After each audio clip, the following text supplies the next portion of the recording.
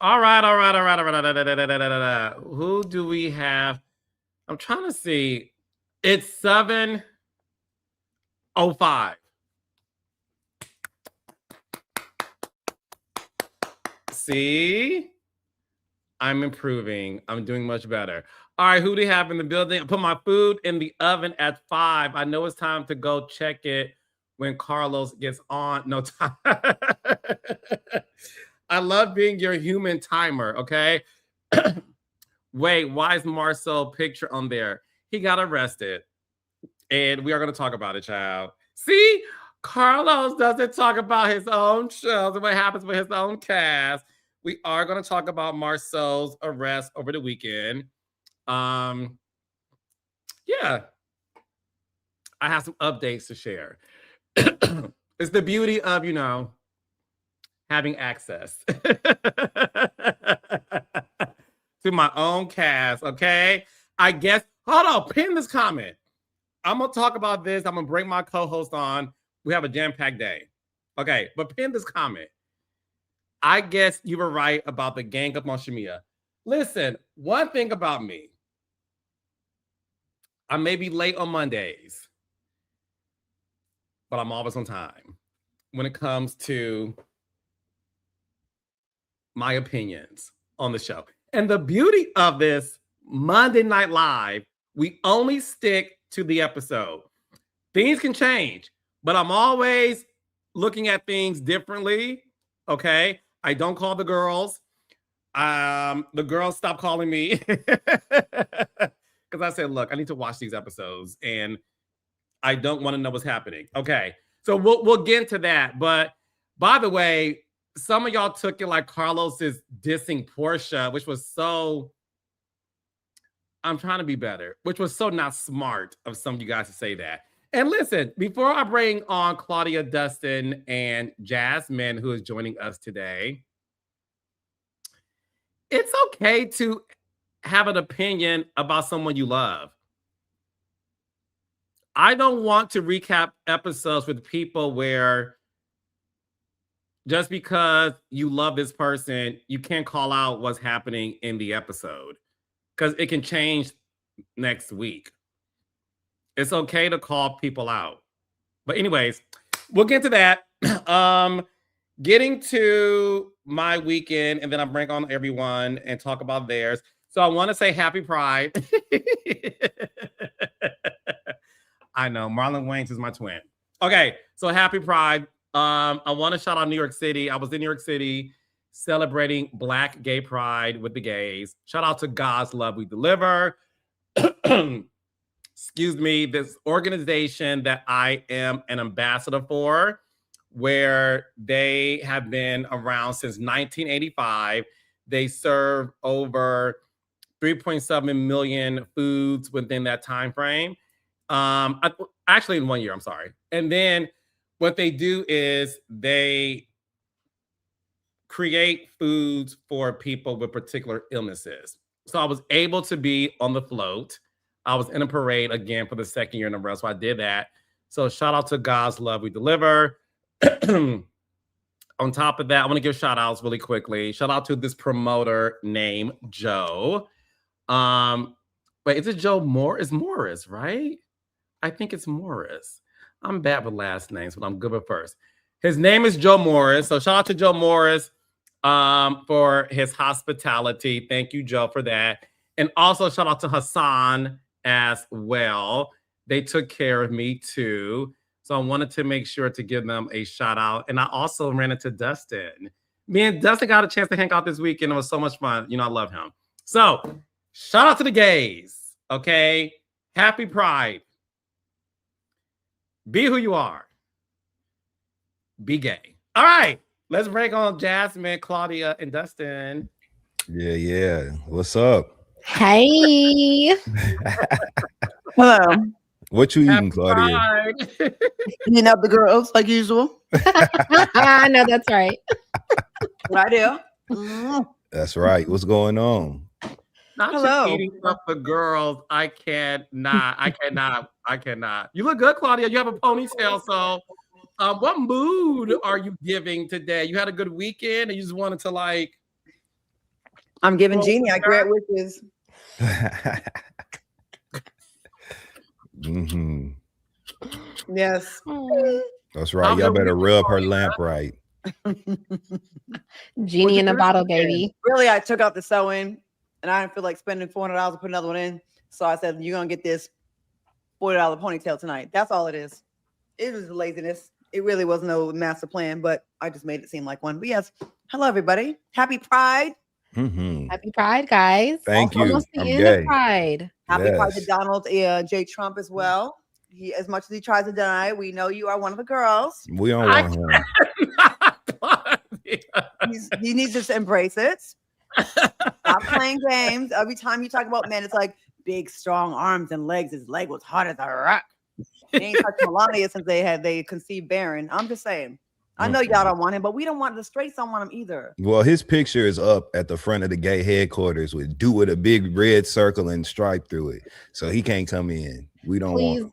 Y'all ain't about to get me sniped. Mm-hmm. Oh, no! I ain't trying to get sniped. I believe when he's made up, he was obsessing about the big, beautiful bill. It was not about lawmaking. It was somebody named Bill that was big and beautiful. Don't mess with Bill. Well, did you have a big bill this weekend, Claudia? Were you chilling? Not this weekend. Oh, you took a weekend off. Well, when I listen, this weekend I chilled. I was at the house. Yeah, me too. Tom, yeah, you too, Dustin. Yeah, me too. I was home all weekend. I was at home. Wait, wasn't it Pride weekend? At home all weekend. Carlos literally just said he hung out with you. I was home. The lies. What do those sovereign citizen niggas be saying in court? I'm a representative on behalf of the Dustin Ross estate, a beneficiary on behalf of. That's how I was introduced so far. It wasn't me. In other words. I'm sure we can do hashtag Dustin Ross and just put that in TikTok, and you're gonna pop up in some little outfit. I had a good time though. It was Black Pride in New York City. Of course, I was in the mix. Shout out to all of my promoter friends like Joe Morris, who's Carlos just shouted out. Hassan and Mike. Shout out to Hassan. Yeah, I was with him last night. Shout out to. I didn't see you last night. Where were you at? I went to Nebula, which is one of my favorite clubs. So Paz, shout out to Jason Exec Events. Jason and Dame. So Paz, it was a party they travel with this party. That was an evening event. Yeah, it was late. Yeah, I didn't even get to the club until like 1:45. So yeah, it was late, but it was lit. It was a pandemonium outside. You know, all the tenets of a good party night. Pandemonium outside the front of the club, people waiting to get in, you know, a velvet rope type situation. Once we got in the club. Dustin? No, thankfully God is good. I have to do that. But when we went in, the club is amazing. Screens all in the ceiling and shit. And what I love about this club, I'm gonna send you a video. The sections have like stadium style seating. So like, and you know, everybody stands up in the section. So it literally looks like people are on risers. It's just, and it's confetti, fog machines, all the things. It was just an amazing, amazing party last night. Sounds like so yeah, I had fun. Gay. Yeah. Did you go home alone or did you go home accompanied? I love that film. Macaulay Culkin has been one of my favorite child actors for years. You know what I'm saying? Love Home Alone 2 and 3. I was about to say, Dustin, I was home alone too. I feel you. Like I think it's a great film, cinematic masterpiece. Masterpiece, right? Yeah. Piece de resistance. Yeah, I love a masterpiece.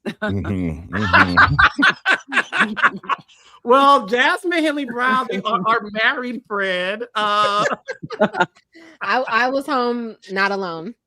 I know that's never again. I'll never be at home alone again. Welcome back, Jazz. Thank you. Huh? How was your weekend? Oh, it was pretty good. It was very chill. So I didn't go to any phone parties. I didn't go and hang out with any big beautiful bills. So it was very, very low key in comparison.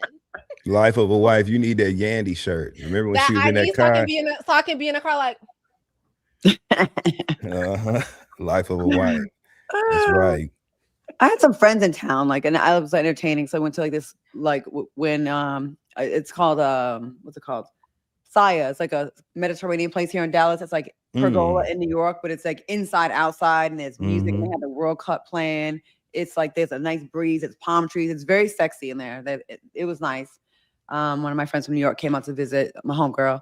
So I was just out on brunch with the girls yesterday. So yeah, this is my first year skipping the BET Awards in so many years. Oh yeah. Yeah, I just didn't feel like I was traveling, just been traveling so much. I just didn't feel like just going getting the dress and the glam. And then I see the carpet. I'm like, damn, I got FOMO. I wish I was out there. But I'm gonna be at Essence this week. Anybody going to Essence? I won't be there. No, I'm Macaulay Culkin this weekend. Good for you. Macaulay Culkin. Okay. Because if that means if you mean the same thing I meant when I said it, good for you, Carlo. Good for you. Yes. Blue is getting her toes sucked. What? Somebody just said that. One of the comments just said that. Can y'all put it back up there? I didn't just pull that out of my ass. Someone said Blue is getting her toes sucked. I'm asking where she's at. I'm like, where did that come from now? Good no, it's right on the screen. That's right, Blue. Did she tell y'all that on YouTube? Listen, one thing about Blue Centric, she makes sure to have her toes dip in the various places. Okay, happy Pride, Blue. We love you and we miss you. That's right. Guys, we have a jam-packed show tonight. We're going to get into Belle Collective, the reunion seating chart of Atlanta Housewives. Obviously, the Atlanta Housewives, episode 13, season 17. First thing first, we have to get into some breaking news that occurred early morning yesterday. So Love and Marriage Huntsville star Marsau Scott was arrested Sunday morning in Huntsville, Alabama. He was booked at 7:31 in the morning on June 28th. Jail records show he was booked on charges of third-degree simple assault, harassment, and an alias writ arrest for a misdemeanor. He was released from custody at 9:58 in the morning. According to the booking records, the simple assault and harassment charges were initiated by the Huntsville Police Department. The alias writ arrest lists the Madison County Sheriff's Office as the arresting agency and carries a $600 bond. Now, I know a lot of people are asking about, seeing the word harassment. What I do want to say is two things. Number one, we are filming the current season of Love and Marriage Huntsville. Oh, good for you. So this will be on, will this be on the show?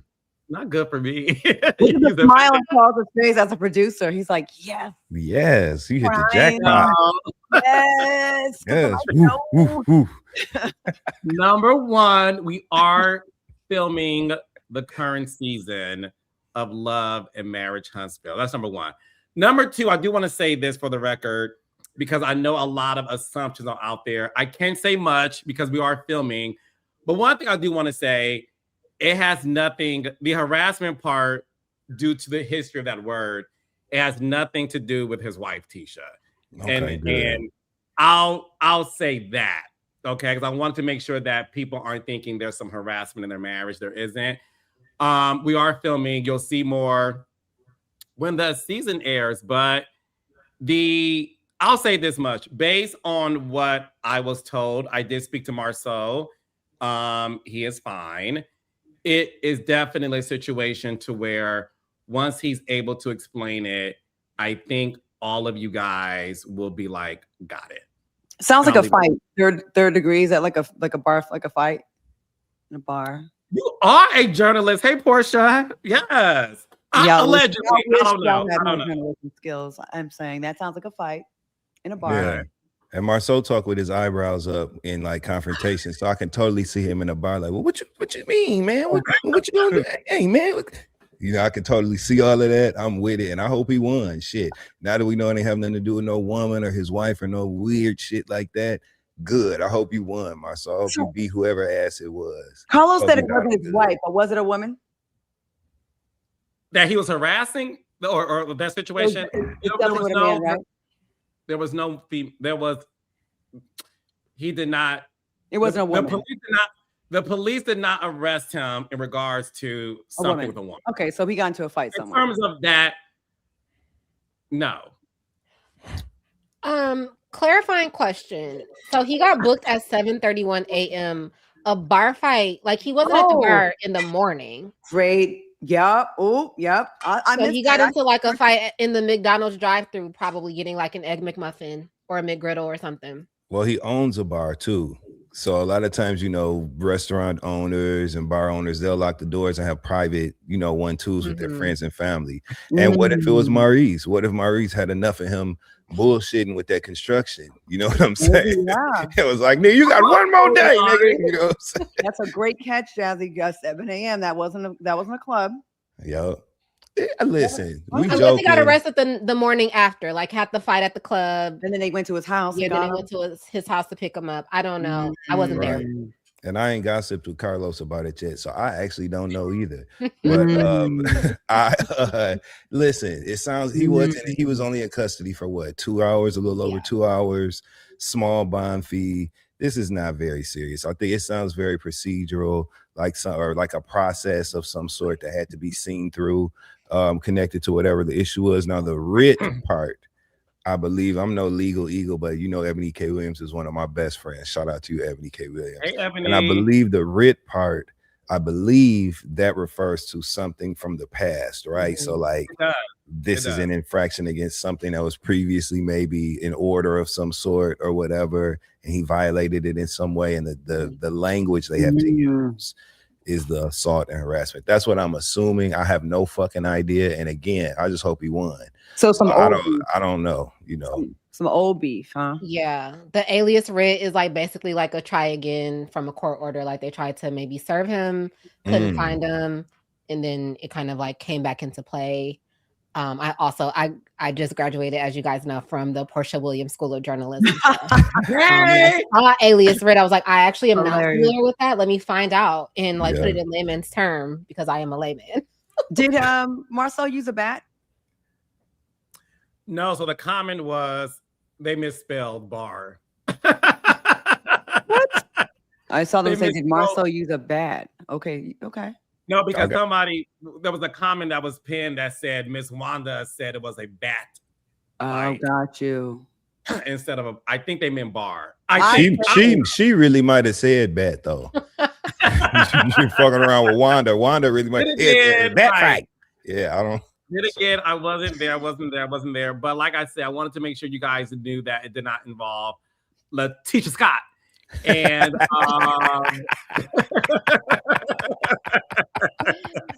so we don't want to run with that narrative, and more information will be displayed, and you will see the new season of Love and Marriage Huntsville really soon this year. Did he fight Martell? Ooh, I know. I'm not giving away any more information.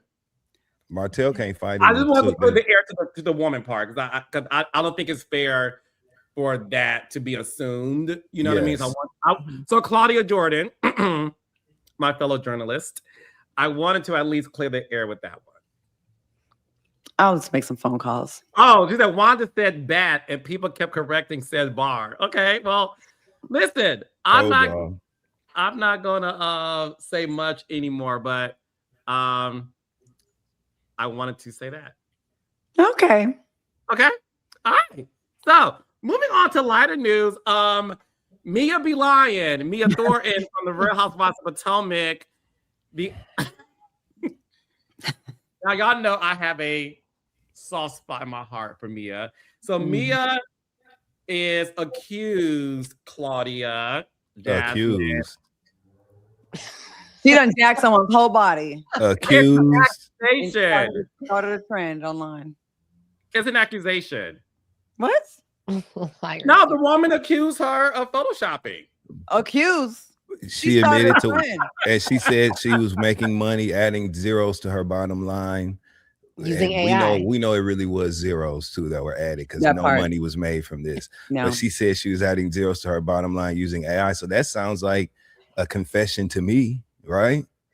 And then that's the audience. And then Bobby Light put his head on the body than I did, and some other people, and everybody just went. It's hilarious. Now it's funny. I've seen a few people. Tamara Judge. Gibson did so many. He started a little. So what do you guys think about that? Because, well, so Raindrops, in case you've been living under a rock, Mia Thornton was trending all last week. Sheree Whitfield, Tamara Judge, Claudia Jordan, Bobby Life, Malaysia, Tammy Roman, Bambi. A lot of people superimposed their face onto this influencer named Sophie, who is a beautiful woman, by the way. But I want to be able to show you guys exactly what I am referring to. So this is the photo. How embarrassing. How embarrassing. Same person, everything. Same hand pose. Come on. Yep. And she really posted that shit in real life. Got kids, 3 children, right? That's funny. And she doing this kind of bullshit at the crib. Sitting on a couch she stole out that other house when she did Justin Ross. And a stolen body. And a stolen pose, because both of them stole that from Erica Campbell. Everybody remember when the church lit her ass on fire when she had on that white Hervé dress and she was posed just like that. I believe it was for help, you know, and she was standing just like that with her hands like that, and all them church people were up in arms, okay, because of that post. So both of them then stole from one of the Marys.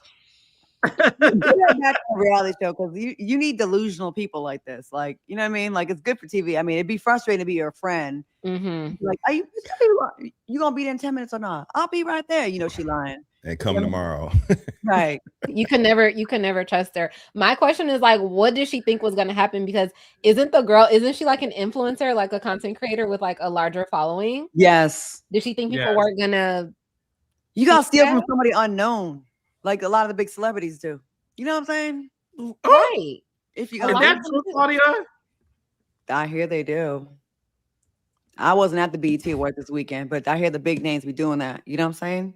Doing what exactly? You know, they steal content, they steal ideas, they steal inspiration. A lot of times, you know, big bank take little bank. A lot of times, a bigger name will steal a song and make it and pretend it's. You see these lawsuits all the time. You know what I mean? But stealing a body is crazy. Kind of crazy. That's another line. Insane. That's insane. Mia, okay, so Mia has denied it. She has said that she is too busy making money. And is that a denial though? Is she still with Bobby Valentino? She didn't state that in her statement, Claudia. I would love to see that wedding. I would love to see She was on every one of them pictures I seen of her and Bobby on that boat. She was on the tip because of that weight distribution. Yeah. Between the two of them, she had to be up in the front to hold it down, the mast of the goddamn boat. So because it would have been a seesaw, and flipped off the water. Then he'd have to have a life vest on, and she'd have. This the kind of shit I'm talking about, though. Mia, you might as well get on stage with me and just do comedy because it's all jokes. It's all jokes. She's got a funny personality. I'm dead serious. She should like start training to do comedy because at this point, make us laugh for real. You know what I'm saying? All the rest of this shit, and then going out bad, gonna post another picture. Right, where she was sitting at a table, the motherfuckers behind her had 7 and 8 fingers, faces, all lips where the ears was and shit. You know, all that weird warped AI shit that happens. And she literally posted that as something to substantiate her falsehoods. She's hood and it was false, so it's a falsehood. That's what it was. That's really all it is. Yeah, she posted that second picture and was like, what she's gonna say she did the same pose too. Like, Mia, that's clearly fake. Like, that's clearly Claude, ChatGPT, like it's generated, hun. They said she said that she made the influencer famous. I'm like, Mia, if you're watching, I know you are. I want credit if you post a raggedy ponytail next week. That was me.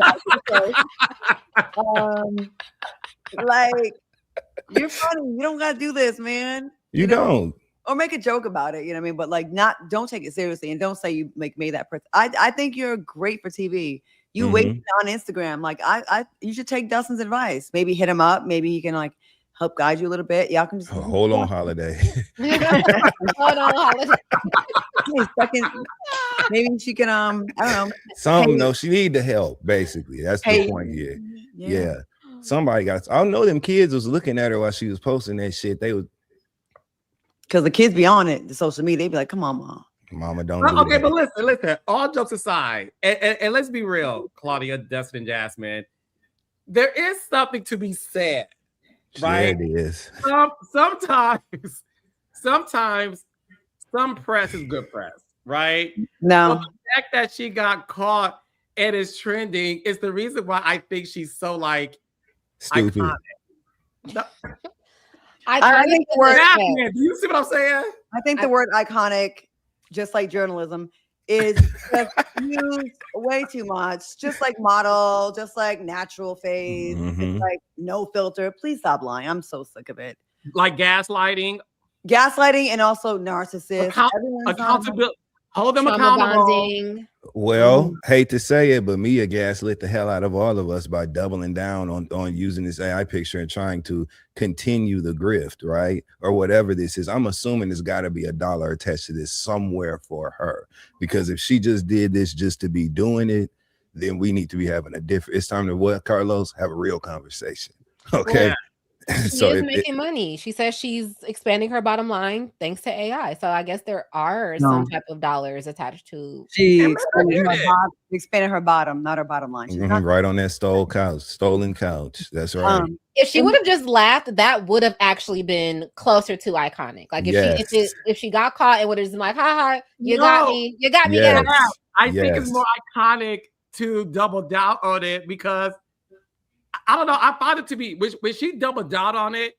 I found it to be more funny because it's sort of like we all like some of our reality stars to be funny Delulu. So I thought it was funny Delulu. But she's not on a reality show right now. This is her real life. So that makes the antics null and void and simply insane. You know what I'm saying? Because she's just doing this shit. She's not doing this to promote a new season of anything. She's not doing this to promote any radio show. She ain't even doing this to promote that back cracking joint chiropractic that she was a part of. This is attached to nothing other than feeding her thirst for internet attention. And that's all this is. And might I add, after my friend and co-host Dustin Ross here, esteemed co-host. Thank you. Award-winning. Thank you. She used Chat GPT or Claude or whatever, right? We all know, like environmentally, she wasted the water of like a pool just to create an image that she didn't make any money off. So we the people, we pay. The environment pays. Somewhere there's a lake that's losing water, a bird that doesn't get his last sip of water that day. For Mia to make herself like really, she could have made her own picture. Like you could use apps to make your waist look smaller, bigger. You can use the Lens app, and you can use the Retouch app. You know, if you want to just bring in a little, you don't have to just take someone's exact outfit, purse, hand pose, and then the doubling down. But Carlos King says you're iconic.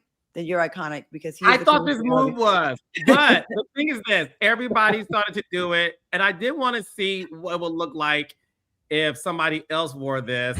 So I want to show this really fast.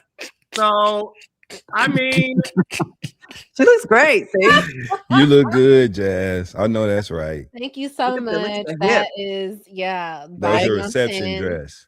Legs and hips and body, yaddy. Yes. Now the hands are different colors. Okay. They are. I was tanning at the top of my hands. I wore gloves so they didn't get as much sunlight.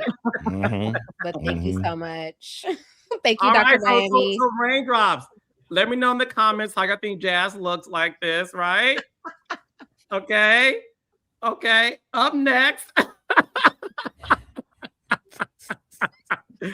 Because I'm fair, and I want to be able to make sure that we all have a grand understanding about the power of Mia be lying. So with that being said, what will it look like, Claudia, if Dustin wore this outfit?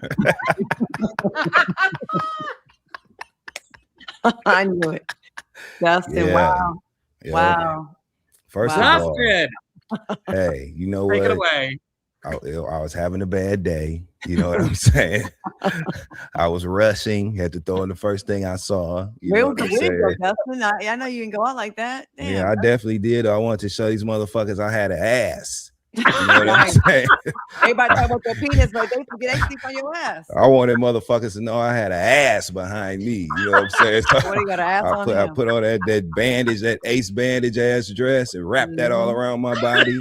You know what I'm saying? With Hervé, you know what I'm saying? Yeah. Hervé Leger, that's right. Hell, I'm a little older. It might have been a St. John knit. You know what I'm saying? Who knows? You know what I'm saying? But, Dustin, they are calling you Dustin the Stallion. Yeah. They're calling you TS Dustin. That's what's up. Shout out to TS Madison. I'm in good company. I love the trans, so that's what's up. Shout out to TS Madison, trans community. You know what I'm saying? But this ain't really trans because see, I'm still like, I got my beard and shit. Like I said, I just wanted y'all to know I was shapely.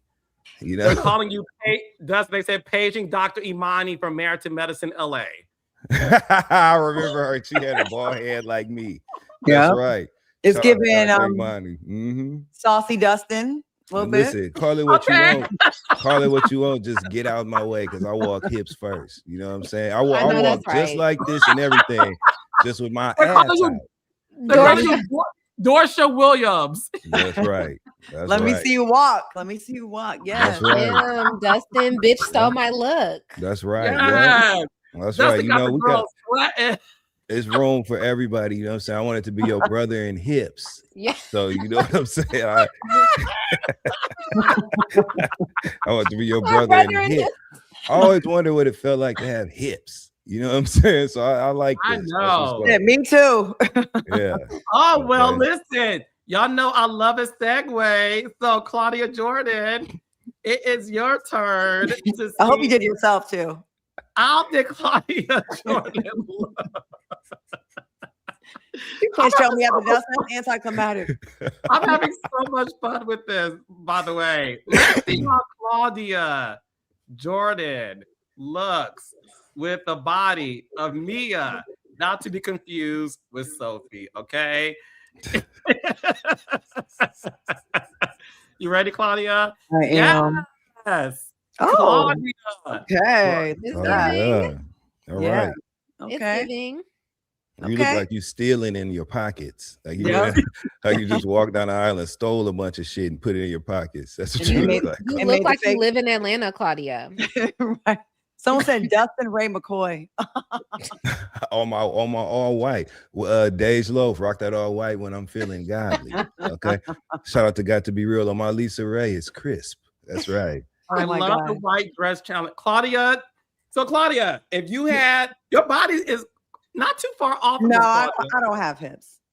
That's why I know. That's why I have to have like a really small waist because like I don't have big hips. I have normal size hips. Would you like big hips? Or you good? Not you look good. Good. You know, I have an athletic build. You know what I'm saying? You know, I'm ready to go run a 5K. I think those girls have a trouble. They can't run no 100-meter sprints. You know what I'm saying? That's too much hips in the way. I'm more aerodynamically designed, so I'm good. A little bit more, but not a lot. That's a lot for me. Okay. I like to be able to walk a runway. Like I like a runway body like more like lean, slim and trim. Yeah, but they look good though. It's just not for me. It's a lot of ass. Yeah, you look good. I don't want people to like me just for my ass. I want them to like me for my face, my personality. All right, and because I am fair, I decided to join in on the fun because I can't let my boy Dustin be the only. Okay, because that's my guy, and I want to make sure he knew. I love you as much as I love me. So here we go. This is Carlos King with Sophie's body. Hold on now. Let's see who wore it best between the fellas. Nothing got me beat by a landslide. By a hip. But here we go. There it is. Carlos. Not the blonde weed. First of all, what is that? Ramen noodles on the top of your head, uncooked. What is going on with the hair? No. I have a big forehead. So my thing is, first of all, I am wearing Go Naked bundles. Mm-hmm. Okay, my hair is by Go Naked. I have a forehead. So I felt like if I was a woman, you would see my forehead first and then my hair second. All this proves is that you've been lying about being a damn vegan, because you don't get nobody like that from bean sprouts and lion grass, whatever the fuck that shit is you be eating. So this lions. Yep. Lion. Meat munching Monique. Yeah. Somebody said Carlos Darby. Okay. Mm-hmm. Carlos Leaks. All right. Carlos, do you eat at the Slutty Vegan? No, he is a slutty vegan. I have before, but I haven't in a minute. I have. It was actually good too. I've had it like several times, and it's good. I've never had it. Yeah. Yeah. Wow, so, Carlos. There you go. All right, y'all. So see, we like to also have fun on Monday Night Live. So Raindrops, let us see your white dress challenge. And shout out, Los was eating beef with Pinky. You guys are the absolute best. Okay, so guys, we are going to now get into Belle Collective. And after Belle Collective, we will get into the seating chart of Housewives of Atlanta and then the episode 13. Okay, so Belle Collective every Friday, 8 o'clock, 7 Central and on. Dustin, started with you. I want to get into the Letitia and Glenn of it all. They had a heart-to-heart. You know, Glenn is struggling this season with Letitia wanting to put things in place like a post-nut in order to protect her assets now that she is building her repertoire as a star. Glenn isn't feeling it. They had a conversation at the park. He ended up leaving her there. What are your thoughts on how Glenn is behaving? Is he warranted for being concerned, or is Letitia tripping because at the end of the day, he held you down, you was a housewife, you're now famous and a reality star, why switch up the program? Well, for me, it's both of them, right? Because, you know, day one, season 1, episode 1 viewer here, really, I've been clear ever since we've been talking about this show about how I support them being a couple and want them to make it. I believe they love each other. I believe they love their son and want to be a family. When with that being said, I'm sick of both their ass. Okay, I'm tired of them. Number one, Glenn, you fucked up first. Okay, so all these antics and this immature stuff that Letitia is doing, right, to make a statement through her behavior instead of just doing it, right, and instead of doing things to demonstrate her independence. She should just be independent, just work, be a businesswoman, have all your paperwork in order. And when you do things like introduce a post-nup to the conversation, you have to wrap that in language that is very clear that I'm not interested in seeking a divorce from you. This is for this purpose, especially when you're dealing with somebody like Glenn. Glenn is led by emotions. He's not the most mature person in the room at times, you know what I'm saying? And Glenn will react. Not one time when they were talking did she say to him, I don't want a divorce. I did this because I want it this way. Glenn, not one time did he say in the conversation to her, I don't want to divorce you. I went and met with that lawyer because I was confused about this and that. They're just acting out instead of just being clear and deciding to keep it moving, and it's getting exhausting. So I love them to death, but sick of both of their asses. Okay, Jasmine, as a married woman, what were your thoughts during that conversation? I actually read a comment about this, and the person in the comment was like, Letitia was okay with him providing, and now that she's making money, like she wants to act brand new, she wants to switch it up on him. And I actually agree with that, right? Like for the first, you know, all this time in their relationship, he was doing everything for her. Now that she's able to make money on her own, now it's like it is a switch up. It is you acting brand new. And I'm kind of with Glenn without all of the context of everything that led up to this. I would think that too. This whole time we've been together, now you want to post up? I know I've done a lot of shit. I've cheated with, you know, half of America at this point. I'm so sorry though. Like, please forgive me, take me back. But yeah, you want to post-nup? That does sound like you're going to have me sign this post-nup and then you're going to run off with your money and you're going to leave me where I'm at. So I understand both sides, but yeah, coming from her, it does seem like a setup for like her actual independence, like you just talked about, Dustin. Claudia.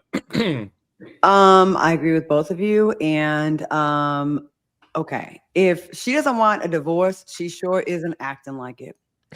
First of all, being celibate in a marriage is your first clue that she don't want you no more. And I don't know if it's from being brand new or, not needing someone.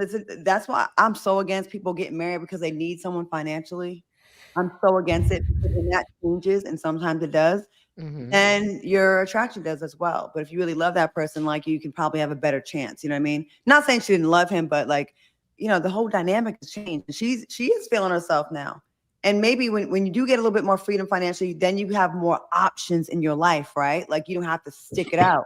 And then you go. I mean, you've got to know, going to a lawyer and getting a post-nup or talking to them about a post-nup, that combined with going celibate on a show and then sharing that with the world, of course, it's going to make your man think that you already have one foot out the door. And him going back and doing it, going to see a lawyer on camera, it is tit for tat. And at this point, they need to sit down off camera. Do y'all want to be together or not? Because if you are, it's kind of disrespectful what they're both doing, honestly. I agree. They're both being disrespectful to each other. So I don't see I see this a marriage ending. Well, let me pose this question. Somebody in the comments actually said it, because I was about to. One of the things that was revealed was, yes, when they met, they were in high school. They're high school sweethearts. They've been married since like 18, 19 years old. She literally was a housewife, and she had a job as a bail bondsman, but her predominant job was a housewife. And Glenn would, like most men back in the day and some today, he'll make the money, give it all to her, and she would pay the bills and keep it in the account. And that's how their dynamic was. She did reveal last season that at one point she only had $4 in her bank account. I'd be acting brand new too if I was her. Honestly, some did me like that. And one thing that I don't think the girls know this. One thing that happened was we did a paternity test because a woman was claiming to be the mother of this child. We did the test live, and it turned out he was not the father. So there are people who believe that due to only having $4, due to experiencing, one thing to experience infidelity, but to experience the possibility of a child being born within the marriage outside the marriage, I'm sorry. Are those reasons to at least want to say that? I mean, Dustin, does your position, all this, Dustin, but does your position change a little bit knowing what she was up against? No, it only explains their behavior, because this is not solely focused on Letitia, right? It's actually more focused on Glenn, because he fucking started it by cheating. Full stop. Glenn, you interrupted the marriage. You interrupted the harmony of the home.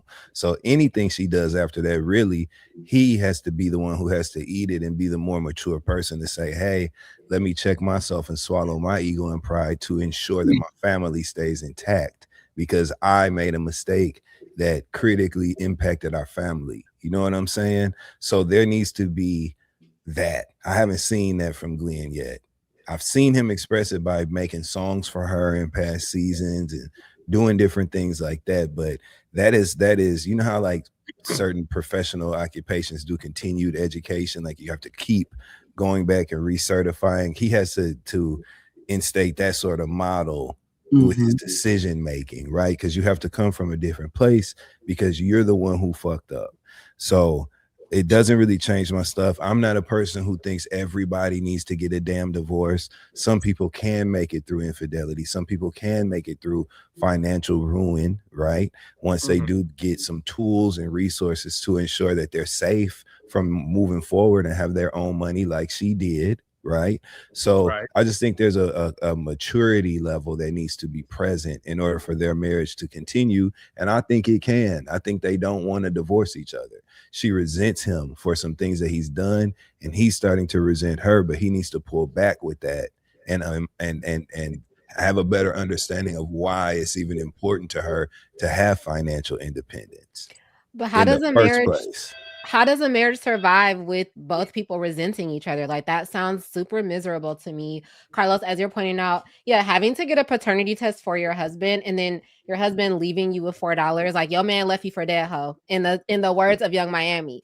That's crazy to me. To me, that feels like you should have been having way more serious conversations about ending things. I'm not a person who jumps right to divorce either, but like a possible baby leaving you with no money on top of everything else that he's done, I don't know. Like, you're saying that there's a level of maturity that they need to give, but they've been together since high school. Somebody just made a comment that she's outgrown him, like, and then you're saying like they resent each other. That does not sound like a marriage that's like gonna find a happy place again. It don't sound sustainable to me either. Yeah. And honestly, I would have been gone once we're questioning the paternity of a kid. I'm out of here, right? It's something called being irretrievably broken. But they decided to stay.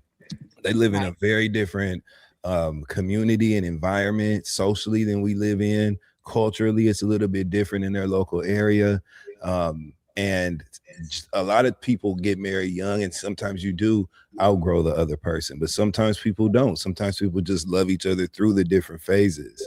And so, although it wouldn't be my choice for sure, I wouldn't have been married in the first damn place, but they decided to do that, and I just think that they have to like level with each other.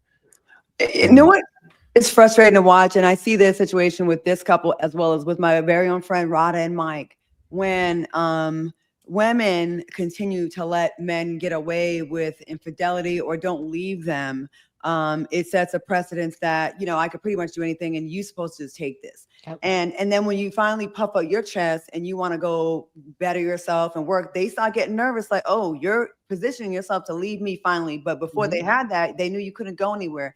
And I tell my friend, we've had the conversation, like, your mistake was allowing these no boundaries, right? And then trying to reel them in. Once you can't reel someone in, and once they cheat on you, it is really hard to recover from that. And it should be. And I don't think men should get away, or women, whoever cheats, should just be able to say, I said I was sorry, or you still tripping. Yes, that is you broke our bond. Yep. It ain't about you just putting your penis up in someone else's coochie or ass or whatever it was, or getting some head. It is the many conversations you had to go sneak out to dinner. You lied to me about where you're going that day. The many, many lies. You giving the other person something to hang over my head, to hold over me. It's a lot of deception that happens. So I don't buy for 1 second a mistake, an accident. Would you trip and fall on a coochie or on a dick? No. So, you know, there's a lot of just deception that has to go into it. So I tell, like, you got to run a tight ship.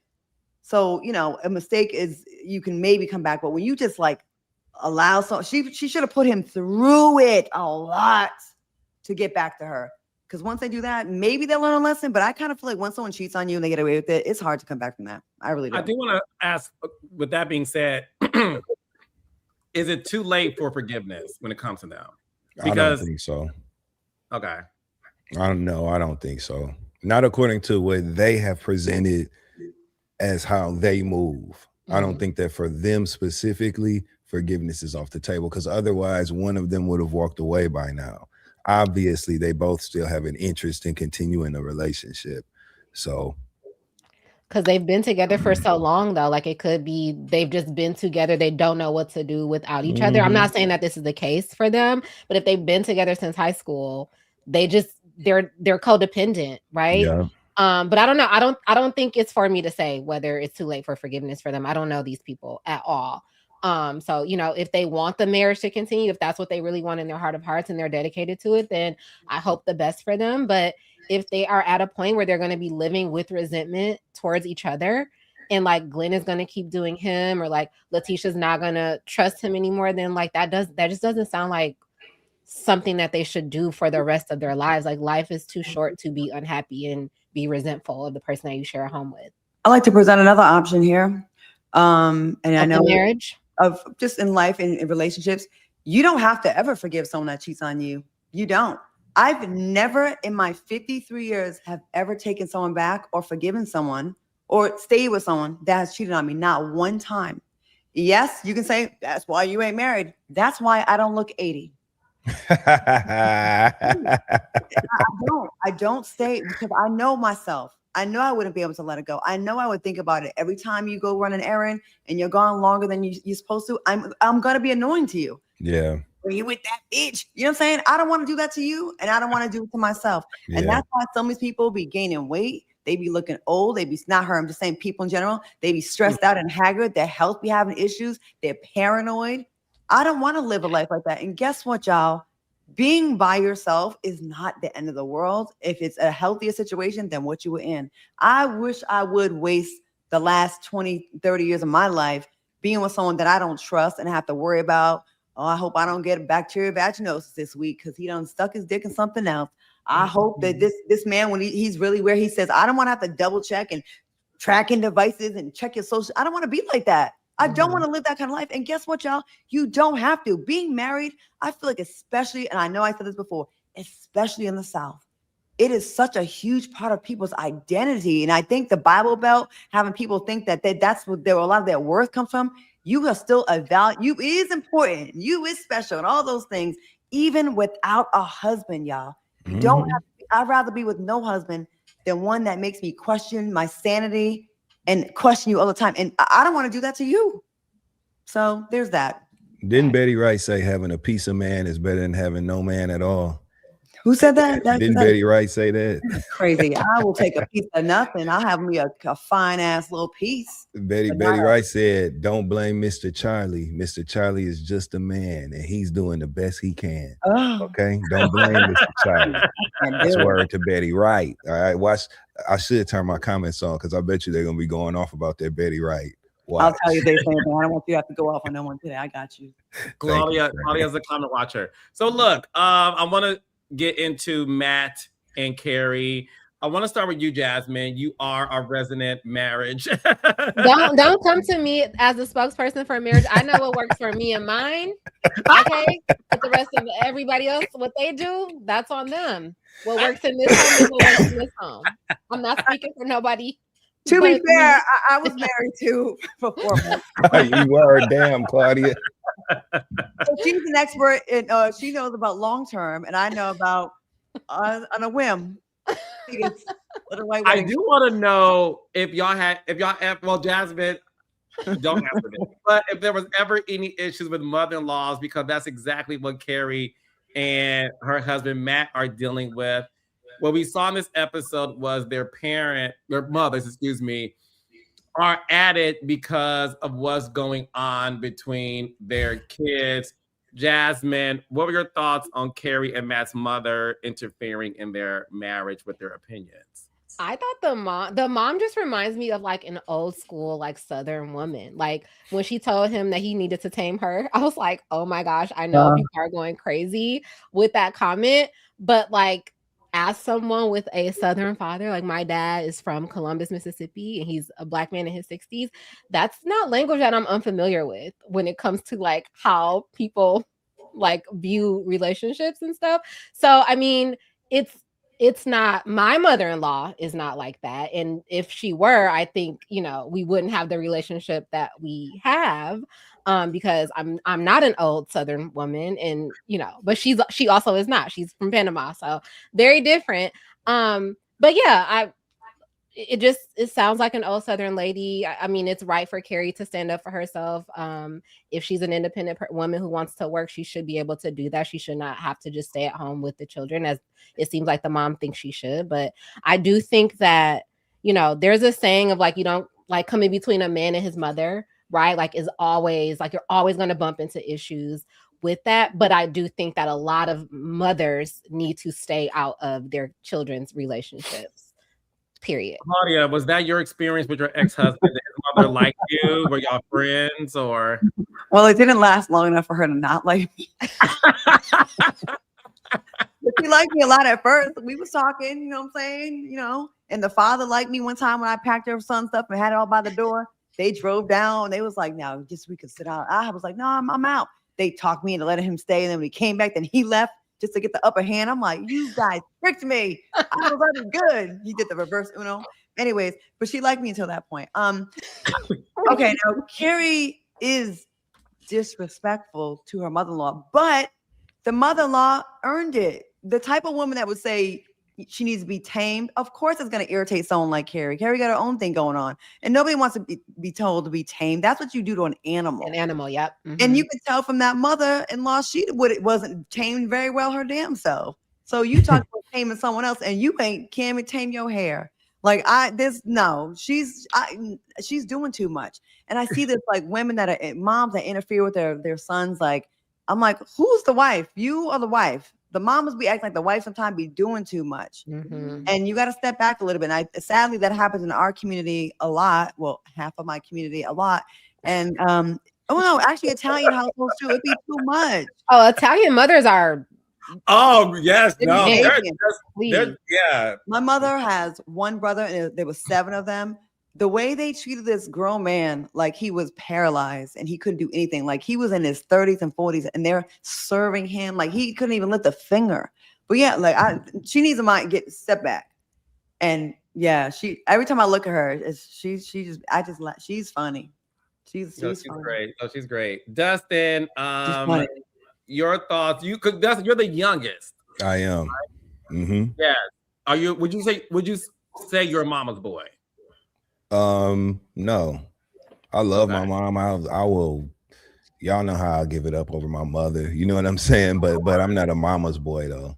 Okay. Yeah. So, do you think Carrie? Okay, when it comes to addressing someone's mother, yeah, is it off limits to give her smoke, even if she's giving it to you? Well, it's a funny thing, you know what I'm saying? Because I genuinely feel like can't nobody say shit to my mama, flat out. You know what I mean? However, that doesn't excuse her having bad behavior. I think that when you get to a certain stage in life, like I really look forward to getting older and being the old man that tells dirty jokes and, you know, has a sharpness to me and is witty, but you have to be likable. You have to balance that old rudeness out with comedy and likability. That's why we love people like Patti LaBelle, people like Jennifer Lewis, you know what I'm saying?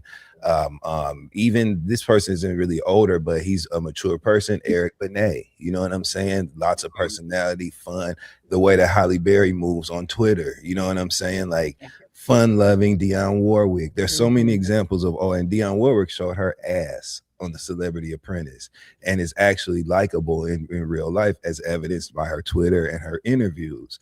So as an old person, you have to balance out your license, right, to say what the fuck is on your mind with being likable and loving, having an undercurrent of being loving.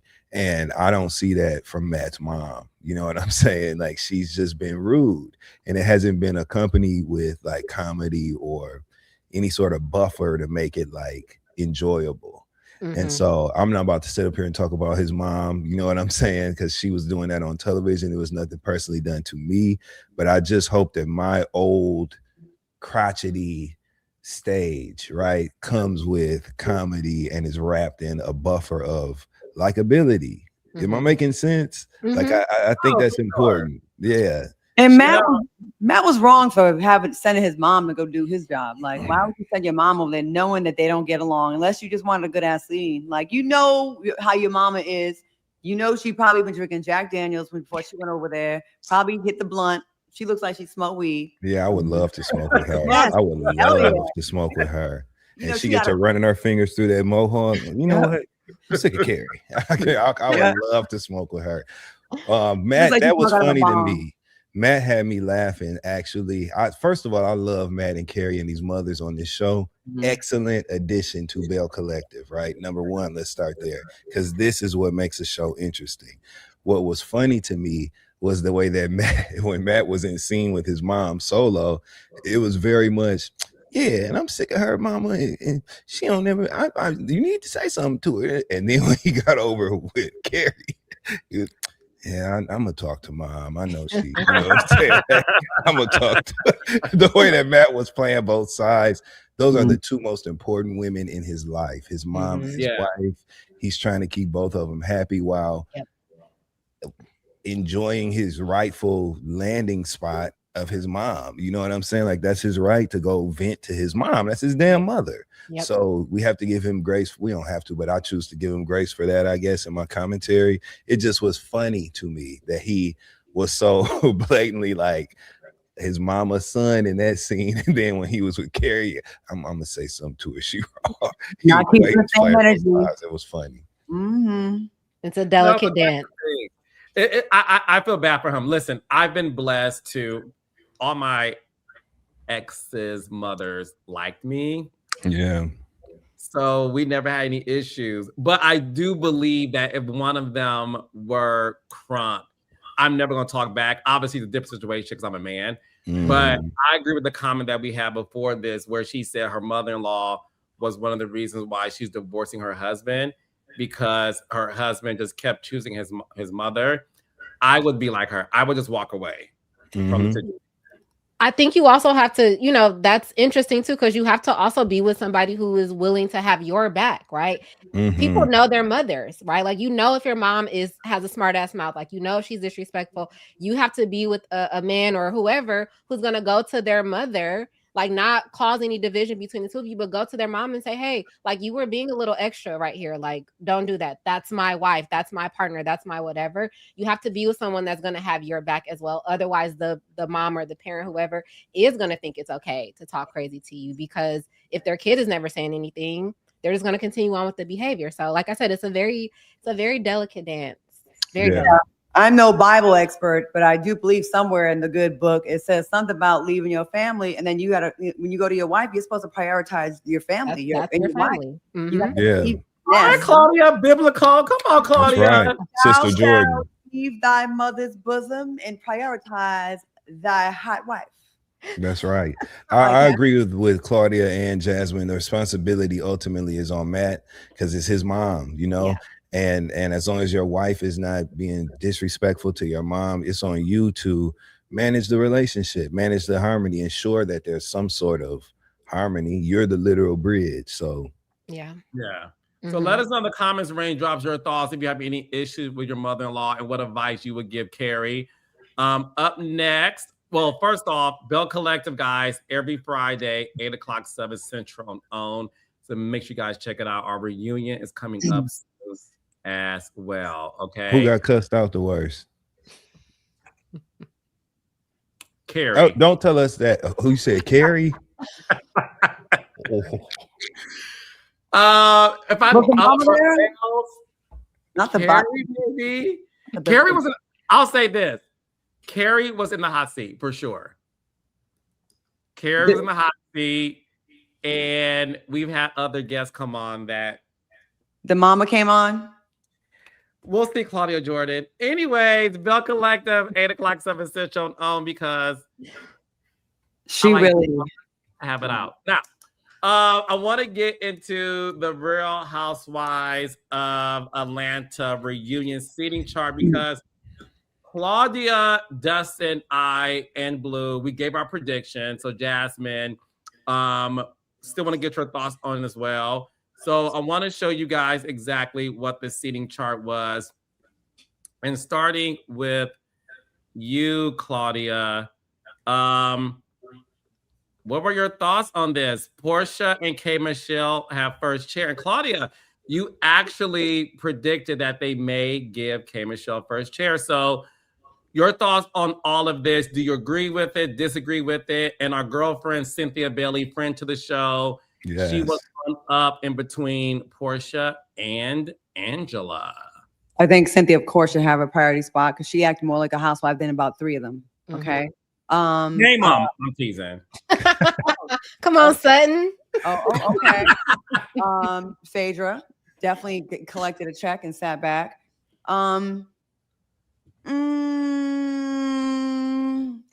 Piggy gave some in the beginning, then kind of fell off a little bit, but I still like her.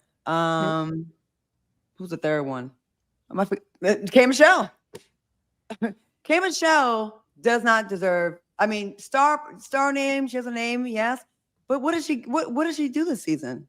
She phased out, and I am someone that was surprisingly so rooting for her. Episode 3, I called her a star. Not so much in this arena. Great on stage, great in other reality shows. She kind of like faded back like that Homer Simpson meme into the bushes. You know what I mean? Like, I feel like to be in the first chair for a season with Kelly doing all the work that she did, with Shamea was like a ninja in the middle of a circle of everyone coming at her. Like this, you could have put like 3 other people in that spot. It could have been, it could have been Shamea. It could have been Kelly. It could have been any damn body. Angela, yeah, like K. Michelle should have been second to last or last, honestly. I have a theory as to why K. Michelle is in the first chair. Because earlier in the season, I tweeted to Andy, I said, Andy, can K. Michelle please perform VSLP at the reunion? And I think she's in the first chair because she is going to perform VSLP. Oh, and they want to make sure that she is in a convenient spot to do her performance and then sit back down. So that's why we're going to light them tonight, Jazz. We're going to light some candles tonight, baby. Very special. Okay. Yes. Yeah, exactly, Carlos. Okay, Carlos. Is someone showing ass a little bit? You seen that white dress? I seen like you got some white tight pants on. What you got going on over there? That's that dress. Hilarious. It's the hips. Really the hips. Hips don't lie. My brother in hips. The way Shamea was in everyone's storyline and not in that chair is crazy. But you know, the way they did, man. Shamea and Drew, they be working hard. And Kelly gave, I knew she wasn't going to get first chair, but I will say she gave so much this season. She was vulnerable. She talked about her finances in a real way we haven't seen in a long time. It wasn't performative. She get made up with people. She buried the hatchet. She showed like she was grown up on this. I got mad respect for Kelly. She got a great season, I think. I agree with you. I was like, why is Shamea not in the first chair? Like when I saw this come out, I didn't have any predictions because like I don't even like reunions like that. So I never try to predict who's going to be sitting. You don't? No. Why not? Because it's like, it's so much happening at one time. Like they're all screaming and yelling over each other. Like it's very overstimulating for me. Like when I'm watching them, I'm just like, I need silence. Like I need one person to talk at one time, and that's not what you do for reunions. I watch them, but I enjoy the regular season a lot more. Yeah. So I never have predictions on like where people are going to sit, but I thought if anybody was going to be sitting in the first chair, I knew Portia had to be there. She is the face of this city. So that makes sense. But Shamea, it's been Shamea versus everybody this season. And she is further down than I think she needs to be. That's kind of crazy. Like the seating is kind of crazy when you think about it. I agree. My only caveat is that I am looking forward to seeing Shamea argue with K. Michelle. And it's nothing like a lean in and look to the left, look to the right argument. Remember, Drew was doing that on the last year on the season 16 reunion. Drew sat in Pinky's seat, according to this chart, and ran that reunion stage last year. She handled all her business swinging.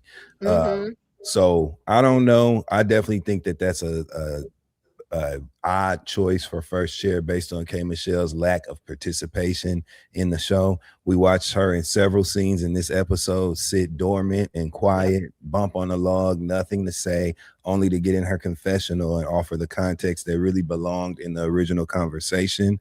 I'm sick of that. But so she better not waste her spot in the front row, in the front seat of this reunion. We better get answers to the plotting accusations. We better get answers to who said it, where you was at, why it made you cry, why you were crying every scene we saw you in with the ladies this season. What were you thinking in those scenes? We want a live confessional from K. Michelle on that reunion stage. Otherwise, get your ass out of the front seat and put Shamea, who belongs there, or a second choice, Kelly, because she had a tough season and she's got a lot to say. The focus will be on her. K. Michelle is not going to get to watch tennis for the duration of all three parts of this reunion, just turning her head from side to side. That's not going to work for the reunion. Shamea being in the third chair is crazy when she had first chair last season with way less drama than she had this season. And I do have some tea, and it's not from any of the girls on the show. Someone told someone that told me someone's pregnant. Do y'all know who it is? One of the girls are pregnant. You know about this, Carlos? I don't know nothing, girl. No. Pregnant. Okay. Claudia, do not say it. Bookmark this. Okay, I'm not saying who it is. Thank you so much. Claudia, text me. I want to know. Someone on. I trust you, Jazz. Yeah. Okay, I will say. I hope it's Shamea. On the right side Claudia. You see how I try to save my girl? What? I didn't say a name. Claudia, we focus on what happens this current week. It happened. Someone got busted up. Claudia. Okay, so. Oh, you know what? It might have been Pinky because she had on a big blousy dress on Watch What Happens Live. She looked really good. Might I add? She looked good as hell on Watch What Happens Live. But her dress was one that would accommodate disguising like the early stages of a pregnancy. So maybe it was Pinky. Whoever it is, I'm happy for whoever it is. Because really, if we're talking about the right side, we know that K. Michelle has expressed wanting to have a baby. You know, that Shamea has been wanting to have another child as well. Kelly got a new man, and Pinky, they keep having babies. And so, you know what I'm saying? I'll be happy for whoever it is. I think Raindrop, I'm going to listen to my boss and take the legal note. But I heard it here first. And when it comes out, when the baby's a healthy, happy baby is born, run this clip. So, in regards to journalism seating chart, okay, I'll say this. Go on and check this, Claudia. Okay. I at least had Portia's couch accurate. Okay. Yes, give it up for Lowe's. I have Portia's couch accurate. So I won that one. The other side, I was not. First of all, I'm happy that K. Michelle got first chair. I think it says a lot about what may be happening for the rest of the season. And I think this, whether or not, and listen, the conversation about her, whether good or bad, she starts a conversation. So I do believe that was a part of it. I'm gonna go on a whim and say that I think Shamea would have sat next to K. Michelle, but because we've learned that K. Michelle and Shamea have beef, I think that's why Kelly's in the middle. Because to Dustin's point, when you do all of this, I do think it's a safety issue for two people who aren't getting along to sit next to each other. So I think that's why Shamea, in my opinion, was pushed down. Because, and not saying Kelly does not deserve second seat. I think Kelly's great, but my theory is Shamea would have been second if her and K. Michelle did not recently have the issue that we saw. I do want to say this though. Esteemed shout out to Cynthia Denise Bailey, because the thing is this, and we're gonna move on to the season, to the last night's episode. Cynthia Bailey has redefined what the friend role was, and while some of you guys, not my panelists, but while some of you guys out on Twitter were talking about Shamea's placement, you guys did not even look at the fact that Phaedra and Cynthia both started season 3 together. Yeah. Right? Phaedra left after season 9, came back last season. Cynthia's been on, up until a few seasons ago, came back as a friend last season. I think there's something to be said that a friend surpassed a housewife where they both started on the same season. And that goes to show you the conversations that I think are happening in regards to how much Cynthia is valued, okay? To sit next to Portia, who, love her, hate her, she's the face of the show. That to me was a loud message. That was, in my opinion. For sure, it was a loud message. And Cynthia, I love that seating placement for her, but where she should have been is in the first chair on the opposite side. They should have bumped that whole couch down and put Cynthia in the first chair on the other side, the same way they did at the season 8 reunion when Nene appeared as a friend that season. And Kim season 10. And Kim season 10 as well. Yep, that's right. When they was doing this. Her and Nene was doing this. Right. Bye, gone. Right. So yes, Cynthia should have been there, but I'm fine with her being in the position that she is on the other couch. Phaedra, I enjoyed her in the scene at the end of this week's episode where they were having that powwow and Kelly was making amends with Portia temporarily in that scene. I loved Phaedra's contribution then, but contributions from her have been kind of few and far between, so her positioning on the couch makes sense to me.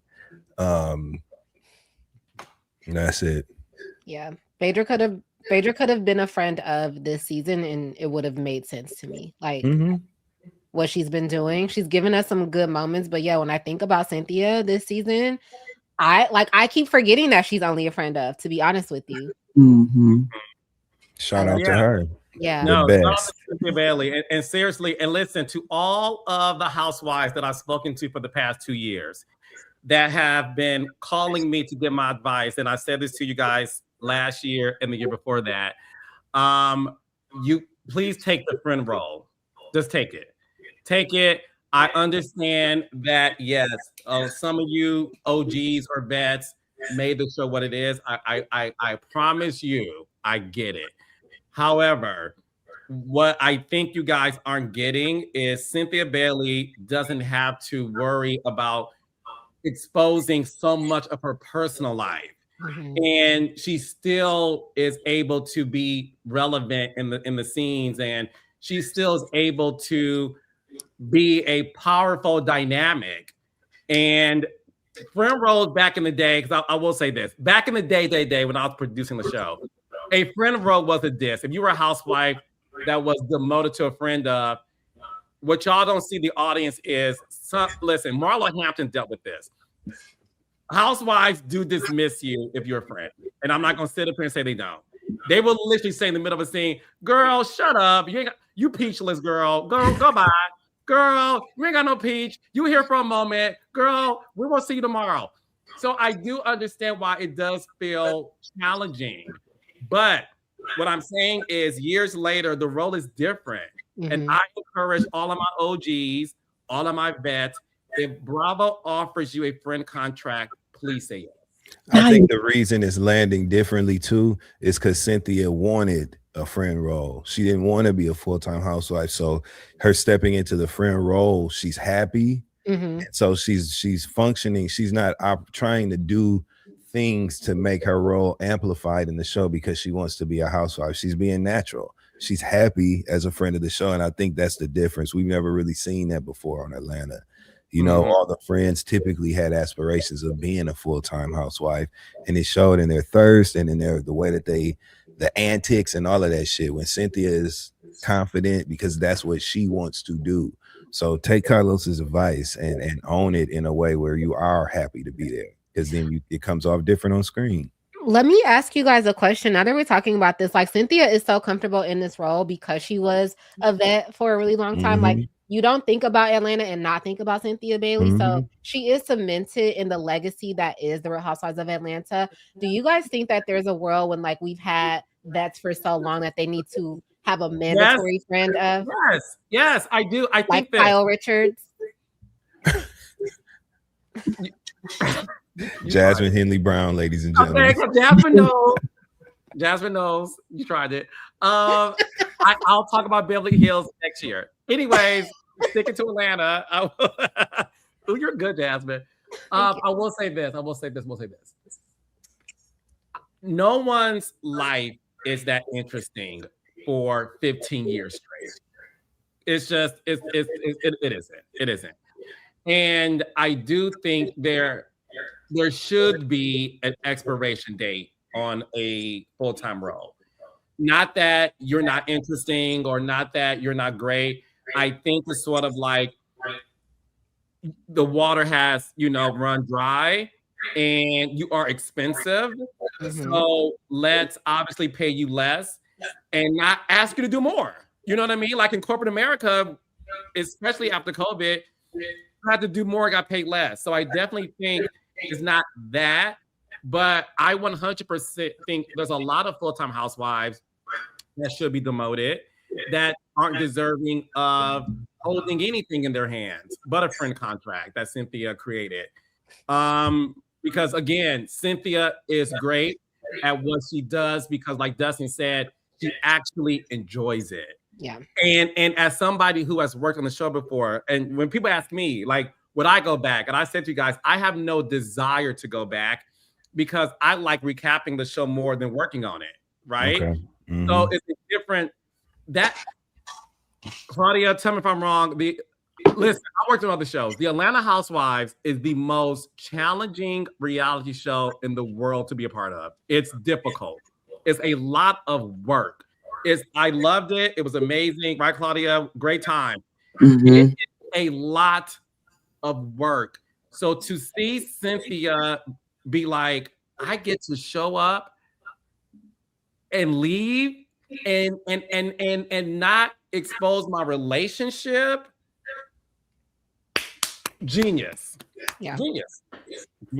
It is. So I want to get into this episode 13. The ladies are in Scotland due to Portia and Phaedra being a part of Traitors, Jasmine's favorite show on Peacock. Yes. They both are co-hosting this trip to Scotland. And look, I love seeing my Black girls in Scotland. I think I thought it was a great location for these girls to be a part of. And they all look great doing it. It was nice to see, Portia and Phaedra have fun co-hosting it as well. What we did learn in this episode, starting with the first storyline that was revealed, Pinky did reveal that her and Naturi and the team have decided to move forward with Shamea having the role. Congratulations, Shamea. I thought she did a great job when we saw her rehearse for it. Angela said that they all should do a cameo in the movie. Some people took that as a diss. Claudia, what are your thoughts on Shamea getting the role? And do you think that comment was Angela throwing shade? She was throwing shade, but I don't think it landed like she thought it would land. And I actually like Angela. And me, if I like someone, it's harder for me to give them criticism. But I was like, she threw it out there to kind of diminish Shamea getting the role a little bit. It felt like, yeah, but I didn't think it was that big of a deal, though. I mean, it was obvious that Shamea was going to get the role, and they probably already set that up before she did the audition. That's what I think. That's what I think. I was wondering if Angela actually said that in response to Pinky making that announcement. Because I know, Carlos, y'all producers, y'all like to slice and dice shit up. And we already know there's a storyline with Shamea and Angela not liking each other. So it would be so convenient to put that soundbite like right after Pinky announces that. So I was watching that scene and I was like, I don't know if this is clever editing or if she actually said that in response. If she said it in response, it was definitely some hater shit. But maybe she said it at a different time and they just put it right there. That could be happening. Yes. You'd be like, I didn't say that about that person at that moment. And then you look like a hater. Well, what is it to hate on? What is it to hate on? First of all, they ain't filmed shit. Pinky's busy. You know what I'm saying? Her husband is busy with his successful empire of Big Dave cheesesteaks, which are good. I ain't no damn vegan. I had two. So they are good.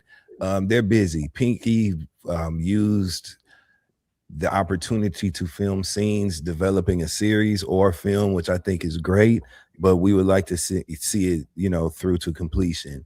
And Shamea, in her recent press interview, she had an incredible interview with my girl, Angela Yee. Shout out to Angela Yee. She said that they ain't filmed shit. But Shamea said they ain't filmed a damn thing. So, and we know they haven't because, like Carlos said, Pinky wasn't serious about that.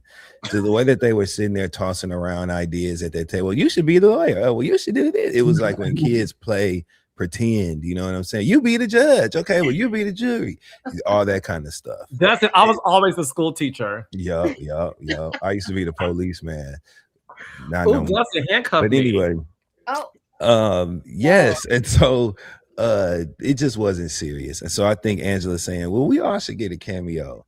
Yeah, it was a dig, and it also reflected the fact that none of them really were serious in the first damn place.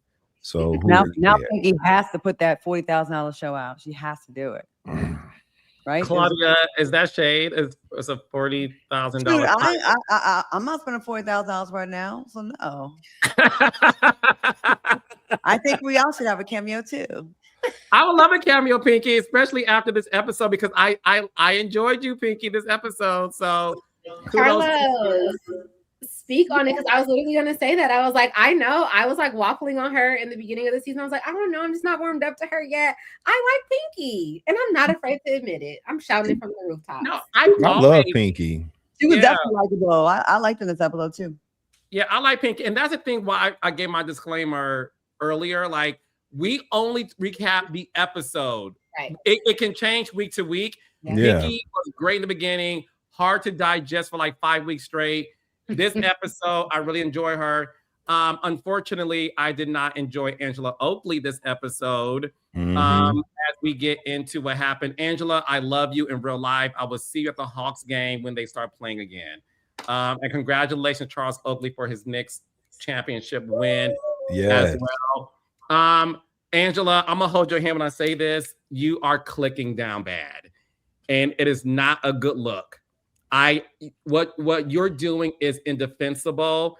And in this week's episode, Angela, I'm not defending anything you're doing. I called it out last week. You girls are kissing Portia's ass, and it's obvious. It's giving Charmin squeeze. Okay, it's giving pillows. Okay, the BBL is definitely the lick. Angela revealed. It's even hard for me to say because I was so disgusted by this. Yeah. And I'm going to use that word, okay?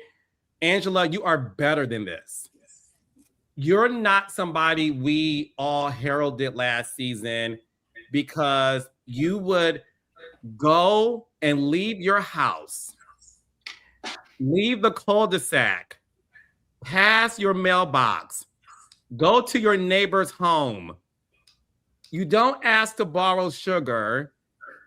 Instead, you ask to borrow tea.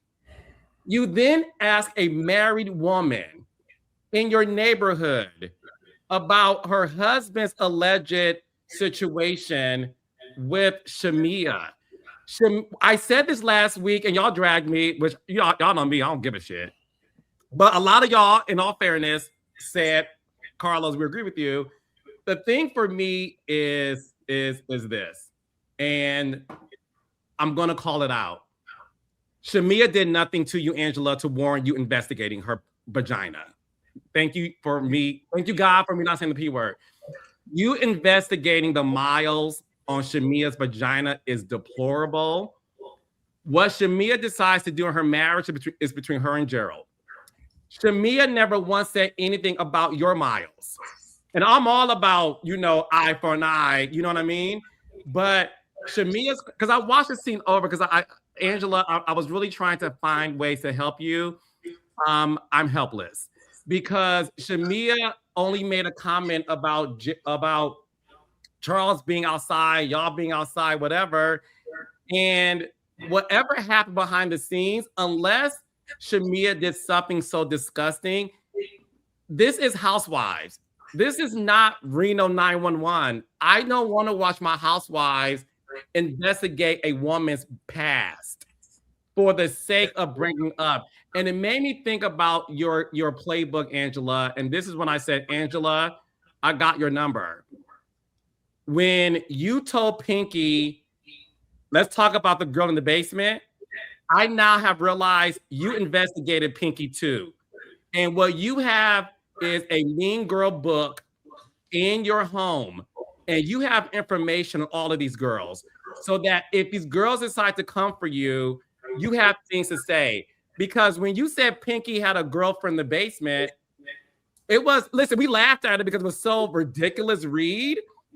I now realize you find information on people and you can't wait to expose it. And for that, I can't respect it. I still love you as a housewife, and hopefully you'll get past this. You went on Twitter today saying stay tuned. I don't care what Shamea has done. My point is investigating someone's vagina miles for the sake of a read is not the type of show I want to watch. And that's how I feel. Yeah. What else are we supposed to say after that? Whose home phone is ringing right now? That's my motherfucking doorbell, and I'm so goddamn mad right now because the raggedy motherfucker who's outside pushing it is pushing it for all of the units in my building because they're trying to get in here. And I really wish I could open up my window and cuss their motherfucking ass out like I want to right now. I feel so much better now that I got that out. I was hoping somebody let me get this out. To you Portia fans who have, like, first of all, some of y'all need to go back to school. Just because I said they want to kiss Portia's ass, no one's blaming Portia. You guys need to get your head out of Portia's ass. It's disgusting. No one has said anything bad about Portia. Y'all love, if anybody says anything about Portia, some of you fans are so dense that y'all don't even realize no one's dissing her. I said they're kissing Portia's ass. No one's blaming Portia for her ass being kissed. Right. Wake up, go to school, read a book, have common sense. You guys are less than smart. And it's getting, quite frankly, annoying. I love all the girls. Okay? I'm a fan of all the girls. At some point, you got to call the girls out for these episodes. No one is saying Portia's to blame. Cut the shit. You guys are annoying us. Stop it. We're allowed to have an opinion. You guys are really, the S is silent. Cuss them out, Carlo. It's annoying. You guys say the same thing every week. It's like, no one said anything bad about her. You guys need to, go ahead, Jasmine. They be stuck in their family. They have their strong opinions, Carlos. I definitely have been at the receiving end. I definitely see what you feel. What were we saying, Jazz? Well, you deserve it. I'm teasing. Of course I do. I'm joking. Y'all want to make me Marsha. We're like brother and sister. Brady so bad. Go ahead. We're like brother and sister. Me and Claudia can joke on each other, and that's fine. I love it. I love the dynamic. No, so I saw two threads that I wanted to bring up that I thought were interesting regarding the dynamic between Angela and Shamea. So at IMBC Beck, I think _ Now I sound like one of George Bush's victims who can't read. I don't know what this username is, but you know who you are. She asked if Angela was jealous of Shamea. And then I saw another thread, and this one really got me. This one said, Angela wants Shamea. She's attracted to her. It's like the boy who picks at the girl in elementary school because he likes her. That's all this is. And that was from _TaylorMade777. Now, I'm not saying that I buy into it, but I am saying that was a very interesting theory to throw out because it is like, what is the issue, Angela? You know what the issue is. The issue is that they were on that trip wherever they were, and Angela heard Portia and Shamea talking shit outside of that window about Angela. They were talking about Angela, and they brought up Charles as a way to dig at Angie. She better have caught playing with me for I fuck Charles. And Shamea was out there laughing. And I have known people who have been in similar situations where they gonna handle it with the one person, but that motherfucker that was over there laughing and egging it on, you know what I'm saying? It's a lingering anger there. And I believe that is simply rooted in that. And she decided that I have to have, Angela is very strategic. She appears to be. And yes, she failed miserably. Yeah, right. She failed miserably in this episode. There's really no excuse. To me, I chalk it up to being a new housewife and just trying to apply strategy as opposed to just being herself, which is when she really shines. So Angela doesn't have to try hard. She just has to be herself. And unfortunately, she overplayed her hand with this one because she literally made up a lie about Shamea sleeping with that man and used it as a she just made it up. But the good thing about this situation is that we don't have to wait to get to the bottom of anything like we did last year with the Phaedra shit that she made up. She admitted it in the scene. She said, no, it came from me. I'm the one who said it. I didn't get it from anywhere else. I said it. So at least it's done, right? Like we know where it came from. We don't have anything left to figure out. But it wasn't Angela being a good housewife. And she's been a good housewife before. The vendetta against Shamea is getting old.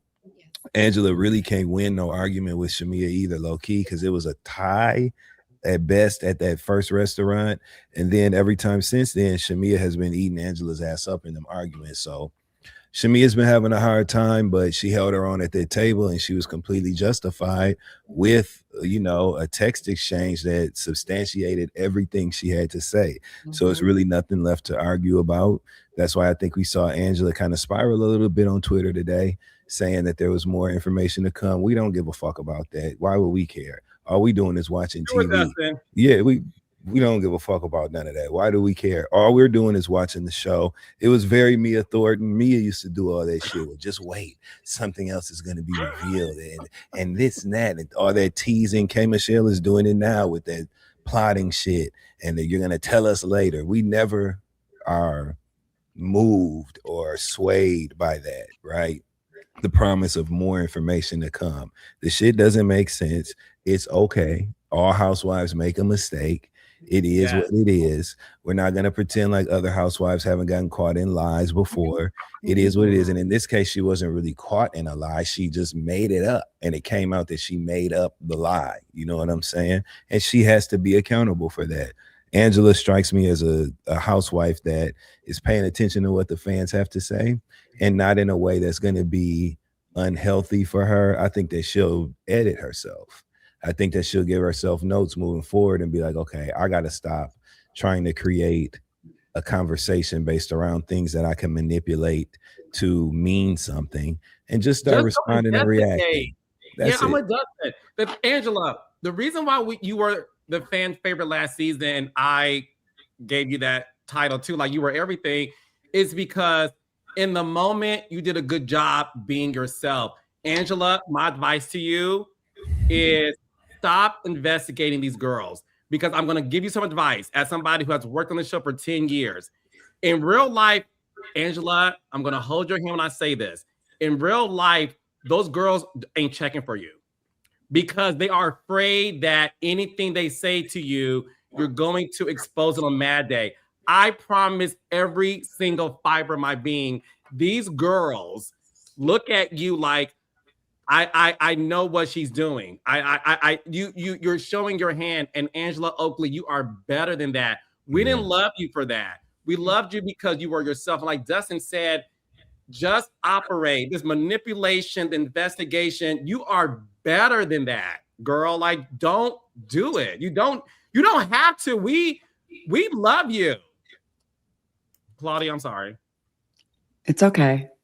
You guys had to get that off your chest. And it was very passionate. I love Angela, and I really like Shamea too. And I hate to have to say this, unless the only disclaimer I'll give, unless Angela has some amazing uncut footage, something that would rock our world, it's gonna be hard to kind of shake this bad taste we all have in our mouths, because we all love her. And I think that might be the problem. You know, you come on the scene and you just become a favorite so fast, where everybody's like, yo, you could do no wrong. Sometimes you start feeling like you can do no wrong. You know what I mean? And sometimes when you look at the fans, and certain fans want you to always be aggressive and read someone down. They think that's their one note that you're expected to do at all times. You become that, and then you become one note, because it seems like ever since she got the crown of the fan favorite, she's been making some mistakes. Because I still do like her, but what doesn't make sense to me, and Angela, if you're watching, you know, we say this with love. We don't hate you. We want you to you were a reminiscent of the throwback housewives. You are epic. If there's a Mount Rushmore of housewives, you belong in there. I think you're super dope, but don't mess up your season by doing this. Having this, I try to understand the beef with Shamea, right? Can Shamea be annoying with certain little antics and stuff and be like, yes, but they are. Absolutely. You can make an argument for every one of them. You can make an argument for every one of them doing something that's a little bit, all right, why you always twerking? Why your wig always lifting? Why you have so much makeup on? Why you always say the same thing? Why you always crying? Everyone got something about them that could be annoying, right? But Angela, you have all the makings of a great. The fact that you're still mad at Shamea for laughing when Portia's the one that said she was gonna fuck your husband, but you do show the capability that you can forgive someone and move on, which I think is great. It would be better if you were like that with both of them, because I'm trying to rack my brain what else that was so bad that Shamea did besides being a part of that conversation. Now, mind you, if someone is kikiing and laughing with someone, they say they're gonna fuck my man, I would be mad too. Mm-hmm. But I look a little cray-cray if I forgive the person who said it and I'm really getting real close with them, while still being really, really mad, and it hasn't even toned down at all. It's actually getting worse than the person that was just a co-signer. So I feel like if you had the same energy, it would actually make a little bit more sense. This is why Kelly is killing it, because Kelly doesn't change up, and Kelly is not kissing the ring or kissing the ass of Portia. Portia, I don't think it's Portia's fault, but I do think Portia is reveling in getting, when you like some people, you got beef with people, you go get cool with one of their friends, you look like the good person now. Everyone's like on your side. She's gathering, and it's like such a whether she's trying to do it or not, everyone is now over on Portia's side, trying to leave Shamea, and then Shamea is on an island by herself. And it's really, I don't know. I see that play coming a mile away. But I think the girls will get more respect for themselves. And even Drew, Drew, I fucked with you. I like you. But all y'all were so quick to kind of run over there, which I do like y'all getting along. I don't get me wrong. And it's not the Portia thing. Standing your ground on principle about things and not like rushing so fast makes you look like less of an ass kisser and less of a follower. That's why Kelly did it the right way. She still found a way to kind of squash the beef with Portia, which I think is dope, but without doing it so fast where it seems fake. And Angela, I don't get it. It's really like, I'm really like, okay, am I missing something here? Like, why is this beef still happening? I think, Clark, to Justin's point, I'll say this. Listen, I'm smart, so I get the code in Angela's tweets today. I'm gonna go out on a limb and say that at the reunion, Angela has some receipts about why she's hard on Shamea. I'm telling you, at this point, I don't give a damn. And that's me, and I'll be alone in that. Because the thing is, if Shamea did something last season, address it last season.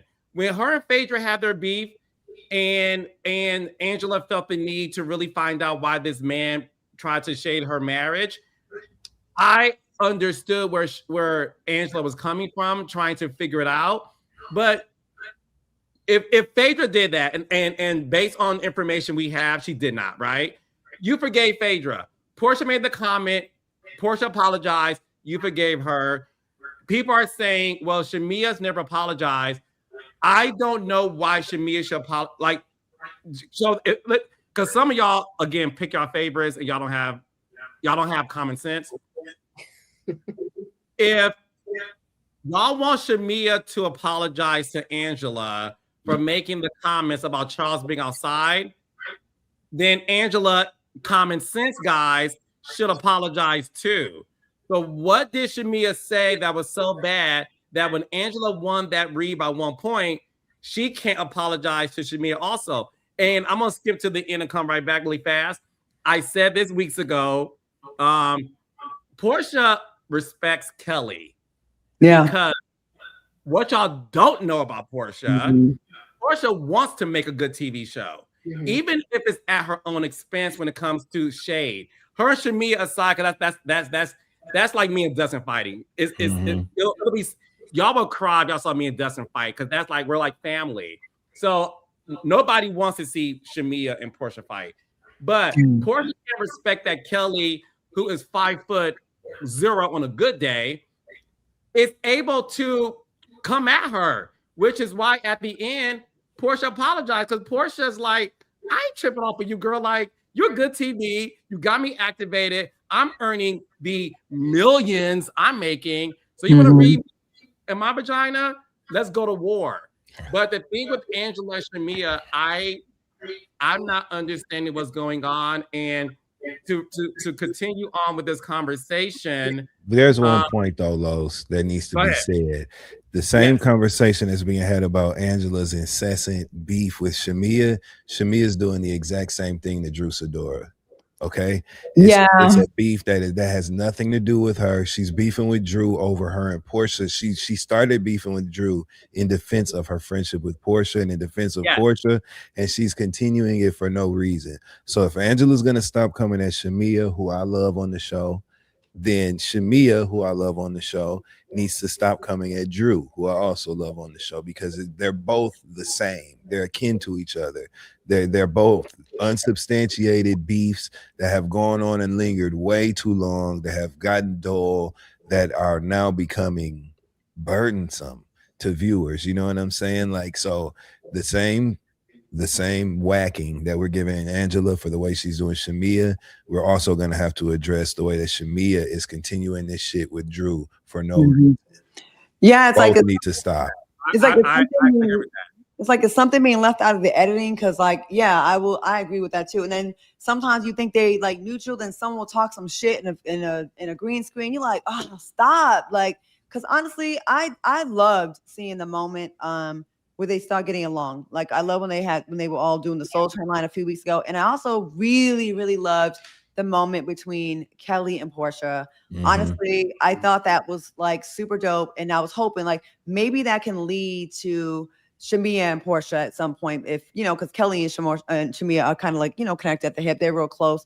I would love to see that, because like it's cool when it's like fun, argument, fun, argument, not argument, tiny bit of fun, argument, tiny bit of fun. Like it's enough at this point. Like, then the things it's not even like life-changing things where you screwed my man or you took my money. It's little things like it's little shit. It's all stuff that could actually be fixed. Like, these are all fixable issues with all the girls. Yeah. I don't see anything here that's like the you know, that's like so bad that they can't get back on track.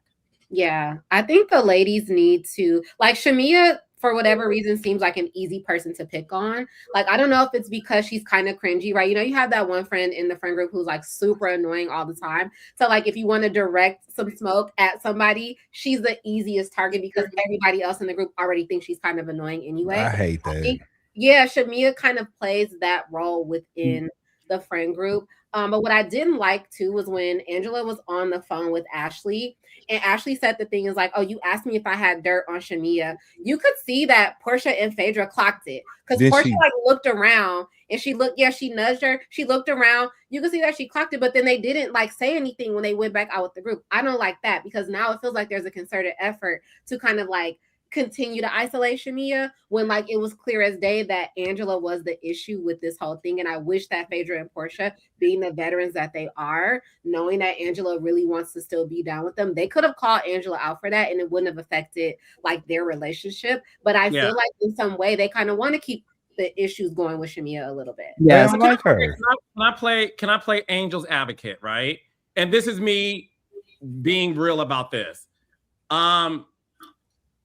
I don't think it's Portia's job to save Shamea from getting dragged. Because the thing is this: if me and sorry, Dustin, if me and Dustin, you didn't have me in a dress already this week. How much? What else can you do? Twist the knife, Carlos. Come on. Yeah. So let's say me and Dustin are the best of friends, and we had a falling out. Although I could see Claudia and Jasmine reading Dustin, I don't fuck with Dustin anymore. So I don't care about Dustin and what happens to him. So I personally, drag me up if I'm on to, I don't think it's Portia's job to have Shamea's back for the sake of right or wrong. I will be honest. Anybody I fall out with, you on your own, bro. Even if you see wrong is being done to that person. I don't. If I don't mess with you in my real life, if I invited you to my home, episode 1, whether it was strategy or not, I did it, right? And I'm keeping it cute with you. Like, we ain't like, I'll fuck with you, but we can coexist. I'm not defending you. You did not invite me to your home. You did not even have enough courtesy. It's a little bit more nuanced too, right? There's a little bit more, it's a little bit more layered too, because let's not forget there was an off-camera text exchange between Portia and Shamea that apparently kind of set the right, all of that. Yeah. When they put her in they was putting Shamea, shout out to Mela Yellow on it's on Twitter, one of the hilarious creators of memes and shit that go viral. But anyway, they was putting Shamea all in the Quiet Storm Mob Deep video doing them hand movements and shit. It was so funny. But that text exchange kind of set the tone for the way things are between Portia and Shamea, and they just haven't gotten into it on camera yet. There's tension. We saw at the table in this Skyline episode when Portia was like, well, why are you bucking your eyes at me? I ain't even got nothing to do with this. So it's boiling. It's getting to the tension is rising between the two of them, but they're not on good terms. So I would understand if they were just having a tough time in their relationship, but there's been like occurrences and things that have taken place that they each are mad at each other about and just refusing to argue about on camera. So I had zero expectation of Portia to walk out that room and deliver that message that Ashley had basically said, you contacted me, Angela, to get dirt on Shamea. Mm-hmm. I didn't expect Portia to carry that outside, and I damn sure didn't expect Phaedra to. Phaedra's still mad about the season 9 reunion couch argument when Shamea looked beautiful in that navy dress, Groupon plastic surgery, navel to the side, the St. Regis, buying a pair of shoes, all that. Y'all remember Portia hooked me up with an African. Y'all remember Shamea and all the things that happened in that season, the head doctor accusations, Shamea saying that Phaedra had flirted with her husband at the time. They don't like each other. They're playing nice for the sake of the show. And they even admitted to that on the reunion stage last season in season 16. Like, hey, Shamea said, you never really addressed the things you said about me. We're moving on. You apologized here. We can move on. So that's still underneath all of that. And they don't like Shamea. Yes, yeah. And that's why I don't think Portia owes Shamea anything. Now, I will say this, and I'm on Claudia, you can go next. Jazz, when you mentioned the nudge Portia gave Phaedra after Ashley said Angela wanted to dig dirt on Shamea, I took that nudge as, see, bitch, we can't trust this hoe. Like, see, bitch, no. Take note. Angela? Yes, we can't trust Angela. I took that nudge as, oh, this bitch is getting information on us.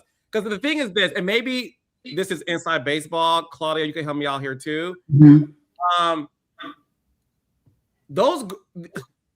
The Atlanta Housewives specifically, every time they film, they are sitting on ready for someone to say something outlandish about what they may have heard, right?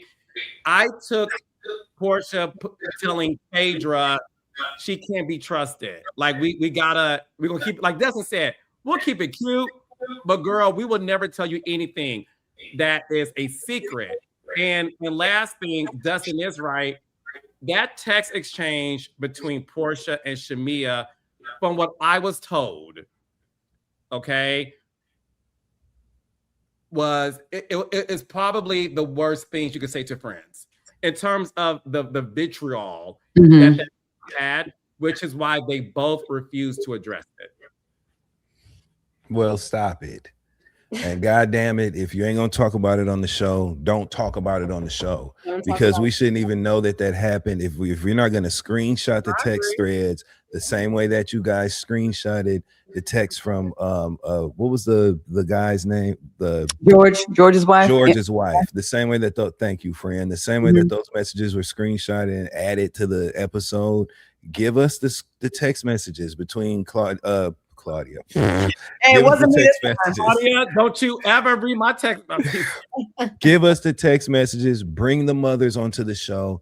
Let us get the totality of the story so that we can make sense of this, because that's what's going to make this connect for us. Otherwise, it's just a bunch of Morse code, ransom letter notes, you know what I'm saying, all jumbled together that just don't make sense in the end. So same, because I'm like, okay, what is their beef? I'm forgetting like what the origin of the Shamea and Portia thing is. I'm like, it wasn't that bad. That all these other things and scheming and people being brought into scenes and saying they saw your husband and I got footage. I think I got the footage from the arena. All the stuff that people said, like that's what they have is I don't remember what their beef was about for it to get this bad. And so, yes, I agree. If this is all about the beef between their moms, then the moms need to come on here. They need to be in a scene. They need to just go ahead and pay them a little appearance fee and have them do a couple of scenes and get to the bottom of it. Because if it's all about their mom's beef, I don't know. I think that's a major part of the story that we're not getting. Because y'all, that's confusing. I'm like, wait, what's the issue? Yeah, but that's why Dustin, I'm happy Dustin reminded us of that, the original beef. And it was so bad that listen, I interviewed Portia. I brought Shamea's name. She said, I won't ever speak on her, ever. Just so you know, honey, I love you. I'm not speaking on Shamea to you. Portia spoke about Fallon, Simon, Cordell. She said, she asked her all my questions. The moment I brought her Shamea, she was like, I'm not giving you that. So that to me was a signal of that text was so bad that and listen, Shamea said in my interview with her too, she said, we will never be friends. And the sad part is, and I do feel this way, I do think it's sad that that's their reality. I'm not sure what happens at the reunion, but I just don't know how this show can move forward with two women who aren't going to ever try to resolve their issue. If that's the case, bring back Candy so we can see her and Phaedra do it. Please, God, please. I would please. be. I'll be entertained watching silent treatment from those two, child. No with shade. K. Michelle in tow as well. We need K. Michelle there too. And bring Rashida and Toya rushing. And I'm just gonna say it. Let's go on and make Tamar a friend of the show and really get it popping. Make Tamar brag. Let's get to the bottom of it. Y'all want the full story? Let's get to the bottom of it. Candy, Tamar, Rashida, Toya. You know what I'm saying? K. Michelle. Bring all of them in this motherfucker. Let's. You know what's wild? Like the things that certain people get over.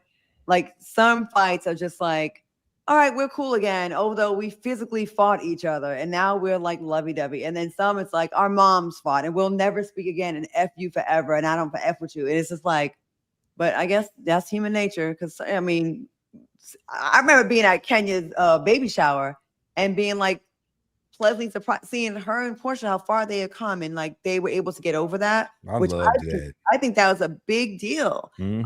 Cynthia and Portia, when they had a fight on a boat and someone got kicked in the coochie, and now look at how close and people have been able to, and not trying to use her for two examples, but those are the two things that stick out of my mind of coming back from something that's such a big deal, right? Even Portia and Phaedra, when they had their beef, you know, when they got caught up in that whole shit with Ken and everything, to see like they got over that. So that's why I think it's such an important thing to get to the bottom of this thing with the mamas or whatever it is. Because like, is it worse than that? Is it worse than physically fighting? And that's why like the explanation of Phaedra's beef with Shamea from season 9 is so fucking confusing to me, because I'm like, they're so selective with like when and how they want to forgive and at what level they give on, right? Even Angela, if her beef is really with Shamea because Shamea laughed, it's like, yeah, we literally just went through this, right?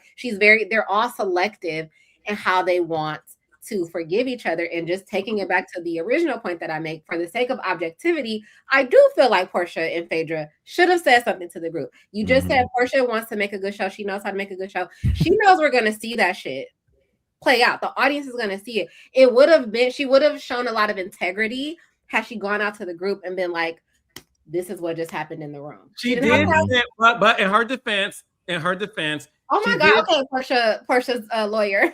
Oh, well, listen. I don't know. Listen, they call me a flip-flopper, a Portia apologist. They call me, I don't know who I am today. But what I will say, because again, we recap based on the episodes. Yeah. Okay.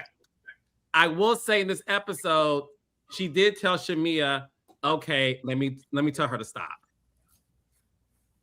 That's a start. That's a start. And I know it's not her. Oh, really? Does it, Claudia?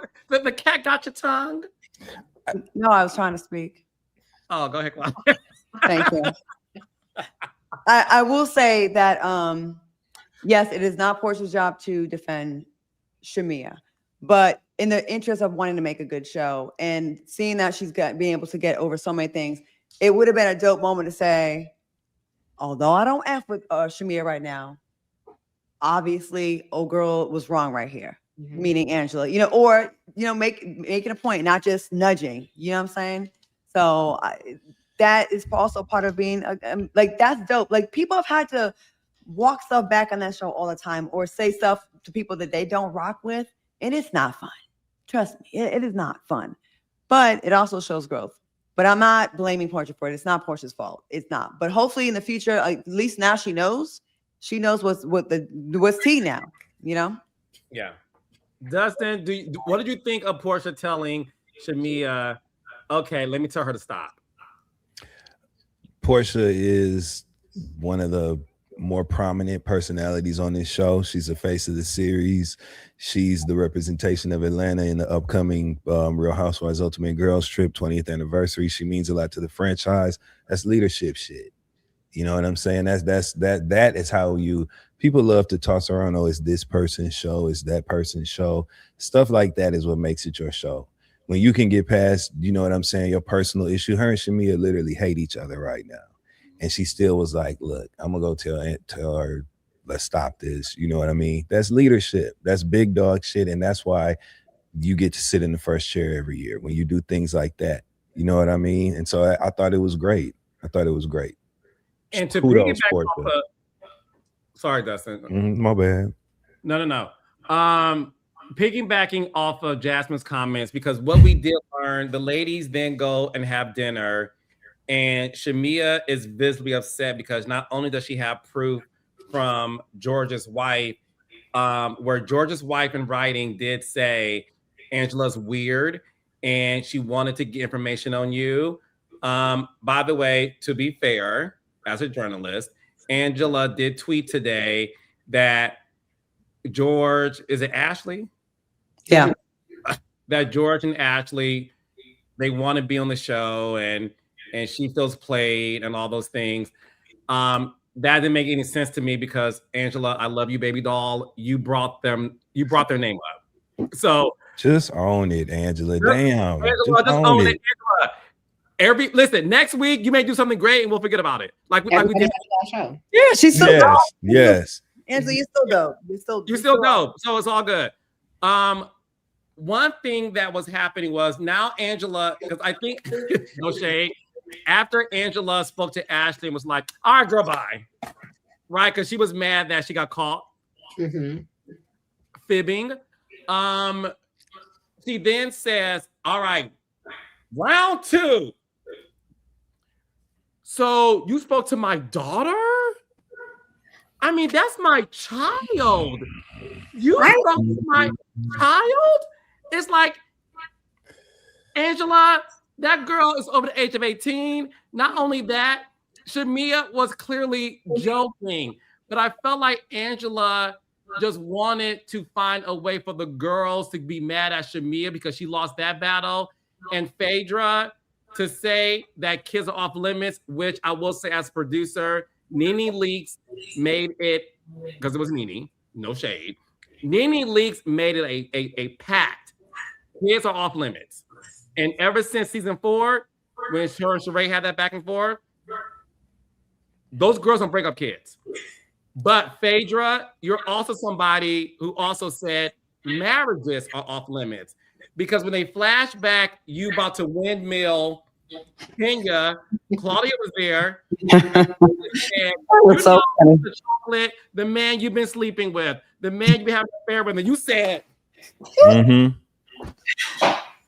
and then after you did that, Nene, Portia left with you. Candy sat there, ate her food. Kenya was mad at Cynthia because Cynthia failed with the information. But my point is, y'all said marriages is off limits. And I thought, to Jasmine's point, the consistency isn't there with what is off limits, because all of a sudden you can say kids are off limits, but you dealt with your marriage being exposed by your husband. The girls didn't do it. Apollo told Peter. Peter told Cynthia. Cynthia told Claudia and Kenya. So after that happened, all of a sudden you can't say in the same breath, let's not talk about each other's marriages. And I felt that, to Jasmine's point, that is when things should have been said to have at least Shamea's back. But like Dustin intimated, they don't like Shamea. And I'll end by saying this. I believe they're trying to drive Shamea off the show because they know that we can't have y'all coexist. Well, where do we even want to start? First of all, yeah, Phaedra did say don't mess with marriages. And then 2 seasons later, she did this. She did that 2 seasons later. So pop that balloon, you know what I'm saying? And second of all, Angela taking issue with what Shamea said to her daughter, I get it. You know, I get it to a certain extent. I'm the type of person where, like, if I was on a show like that and I had beef with somebody, I don't care how old their children were, I wouldn't say anything to them about what I had going on with the parent. It's just inappropriate. You know, that's kind of like black code a little bit. You know, you kind of just, you know, you be nice to the person's kids. If you aren't beefed out for real, the kids stay out of it. The thing is, Amari is a grown-ass woman, married woman at that. And it was very reminiscent of Karen Huger. Karen Huger used to do that shit on Potomac. My children were affected by this. And her children are in their 30s. You know what I'm saying? And she'd be like, my kids were affected by that. So it's housewives, you know, antics. That's all that was. She just created a conversation for them to have, because Angela keeps on putting that arrow in her bow and aiming it at Shamea, but she keeps on missing the bullseye each time. And what's happening is Shamea is getting increasingly more and more astute in their verbal confrontations. Her timing is getting better. She's getting more comfortable going against whoever throws something at her. So they're really just giving Shamea ninja training on how to be a housewife who knows how to speak her mind whenever it's time to. And I think what we're really going to see, because I believe they'll all be back next season, I think Shamea is going to have a good season next year. I do. I think Shamea will have a good season next year. And I think that it will come from her being so comfortable saying her piece that it won't be from such a defensive place. She'll just get her timing better, and she's gonna sharpen her blade as a housewife. That's what I think will happen. And what they're also doing that I don't think they realize they're doing, anytime you ostracize someone so much, coming into the season, and still right now, there are so many people that are like, I don't like Shamea, but they're ostracizing Shamea so much, they're going to create this like underdog, like martyr kind of like storyline for her. Audiences love a fucking underdog. Stacey Rush. Yep, exactly. So they're going to pick on her so much this season. The reunion, I don't know how the reunion goes for her. If the reunion also goes badly for Shamea, next season, Shamea is our underdog now. Now we want her to take down all the bitches that were so mean to her last season. Now the audience doesn't like Angela. Now they want to see a Portia take down, right? Like, they're creating a hero, and they don't even realize they're creating a hero. So they need to stop while they're ahead, so that can be a lot more equal. And then people can hate Shamea, hate the other side, whatever. But yeah, they're going to create a hero out of her. 1,000% agree. You see it starting to happen a little bit. The seeds are already being planted. Like the reaction, you know, I stay looking at the comments. I've been seeing people saying, and the way that the tides are turning a little bit, but no one wants to see 5-on-1, 6-on-1, 7-on-1. It's boring. And it's like, okay, now we start having other conversations. Okay, Shamea seems to have everything that all the girls really want. How dare you also come over here and be a housewife too and have a peach? You got the husband that loves you. You have all the money. You got the house. You got the this. You got the that. You got the body. You're a beautiful girl. And you pretty. And you have a beautiful speaking voice. She really does. And so the first year she was awkward, you know, doing too much. The second year, growing pains. I agree with you, Dustin. I think by next year she's gonna be killing it. They are sharpening her right now, and they are going to create one of the biggest underdog stories ever. And I guarantee, I would put money on that. I don't really bet anymore and gamble like I used to. I had to stop. But anyway, the way it's going, it does seem like that. Like, she's perfectly set up, because at the end of this, unless we get someone better drop a bomb on that reunion where we're like, she's fucked up, we can't fuck with her. But if it's nothing, if it's some little shit, it's gonna flip. It's gonna help her more than hurt her. I don't think they have a big bomb for Shamea, because they would have. I think, like Jasmine said, I have a feeling the bomb is not the smoking gun Angela thinks it is. The bomb is the mom. The mom. The bomb is the mom. That's the bomb. The bomb is like mamas. The mama stuff to me. Let me tell y'all something. Next week's episode is going to be a tussle on Monday Night Live, the comments, and social media. Because I'm born ready. Absolutely. Because when we learn about the mother situation, that is going to divide the audience in a very clear way. I don't know what happens, but bringing up mothers and based on what could have been said is going to draw a wedge. And I do think it can go either way, just based on what is revealed. But I do want to talk about something funny in Revelation. The girls spoke about their intimacy with women.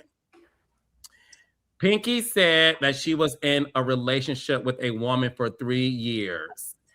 Going back to Angela's investigation, where she revealed in a read 7 episodes ago that there was a woman living in Pinky's basement, which I think we all on Monday Night Live talked about. So wait, is Pinky a lesbian? I will say this, and I didn't want to say anything until she said it herself because I don't out people. I even knew Pinky liked women. I'm not going to. Okay, Dustin did too. I don't want to say anything. That's her story to tell. She has since said it. I already knew that. Phaedra, I'm gonna give Phaedra this. Phaedra, you were hilarious about your commentary, confessional about Pinky and how it is the worst kept secret, and how she was surprised that Pinky even married a man. Which again, if you lived in Atlanta during that time, Pinky being gay was no secret. It just wasn't. When she said she, Jazz, were y'all shocked? No, well, it clicked for me. Like when she said she was with a woman for 3 years, I was like, that's what it is. That's what it is. That's what it is. So I was just sitting there like, you know what? I'm so glad that you solved this. Like it was like every time I'm looking at Pinky, I'm like, something is not adding up here. Like, what is it? And you know what? That takes me back. I literally was like, I like Pinky now. I like Pinky now because I know Pinky now. Like the mystery is solved. So yeah. I'm here for Jazz. Claudia, were you shocked that Pinky was in a lesbian relationship for 3 years? And also said, I might add, that she would do it again. Which might sound interesting because she's married. My point exactly. Not at all. Like that, she has that energy, you know what I mean? Like, yeah, I'm a whole, get this. Yes, she does. She has a get this beef, Claudia, or get the strap. I don't know, but yes, I'm not surprised. And it's not that big of a deal. It's not. She's in Atlanta. Like it's like the whole city is bisexual. So, no, basically, yeah. Yeah. Dustin, I mean, everybody has a past, you know what I mean? And at least she was woman enough to say it out loud, you know, unabashedly. I thought that was great. I thought that it was I thought everybody for the most part was keeping the conversation in a mature space, and I appreciated that. There's a couple faces made here and there, but that's gonna happen. So yeah, shout out to Pinky, you know, you did it, whatever, you know. And I love that she said, I'm a grown ass woman. And so if I want to do it again, I'm gonna do it again. I know that's right. I will say this though, if I was Pinky's husband, because one thing that Candy says season 9 when Marlo Patrice Hampton from St. Petersburg, Florida, asked the iconic question, Candy, are you a lesbian? Right? And Candy said, I love my husband. Mm-hmm. I love my husband. I ain't no lesbian, right? And I remember, like, what's the difference? Like, I never understood why that was important to say, because I don't think you love Todd any less because you like women. I never understood that. But when Pinky made that comment that I'll do it again, I did think about Derek, her husband, and how he would feel knowing that, wait, but you're married to me. We have 4 kids, right? Like, yeah. Even think that you would be with another woman after me, or am I reading too much into it, Dustin? Yeah, because most of the time guys they don't see, when most of the time when I've seen men who have partners that are bisexual women or women that have dated women, right? I have never seen a man in that circumstance feel like the woman was any competition or her attraction to women was infringing upon, you know, their union in any way. So I don't even, he doesn't strike me as the type of person who is intimidated by that. Obviously, for her to say it on camera, it means that it was something that they've already talked about. And we saw how attentive he was to her in that scene when she revealed that she was even going through the bankruptcy issues and stuff. That didn't strike me as a man who was less than confident in his union with his wife. So I don't think that he is affected or swayed by that. That's probably something they joke about, probably something they talk shit to each other about, and they probably who knows where they're at with that. But I don't think that he doesn't strike me as insecure about her having an attraction to women at all. Okay. Yeah. Well, you guys, Shamea revealed that she's never been with a woman. Again, I'm only basing off the episode. The reaction shot of Portia sipping her soup made me holler as if Shamea wasn't telling the entire truth. What we do know is when Shamea was on the Shade Room, she said Happy Pride. When they said, we're going to say a name, tell me the first thing that comes to mind. That was for Portia. Portia then said, Happy Pride to you too, cornball. See you at the reunion, which we all took like, are you about to spill Shamea's tea if she was been with a woman? I did ask Shamea in our interview, have you ever been with a woman? She said no. I said, have you ever kissed Candy? She said no. Did you believe her, Jasmine, when Shamea says she's never been with a woman?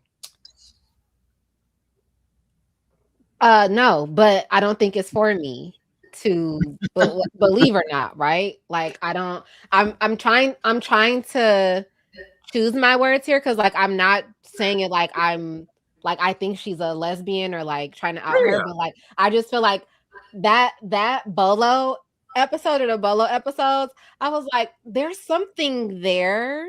There's a there.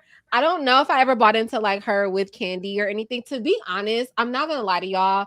I just assume that like Candy just gets with most of the women. Like I feel like Candy just gets bitches. So like her hearing that her and Shamea might have been together before, that was not really like a gag to me, because I'm like, I feel that from Candy, right? Like if I was single, Candy would probably be able to pick me up in the club. You know what I'm saying? Candy has big energy.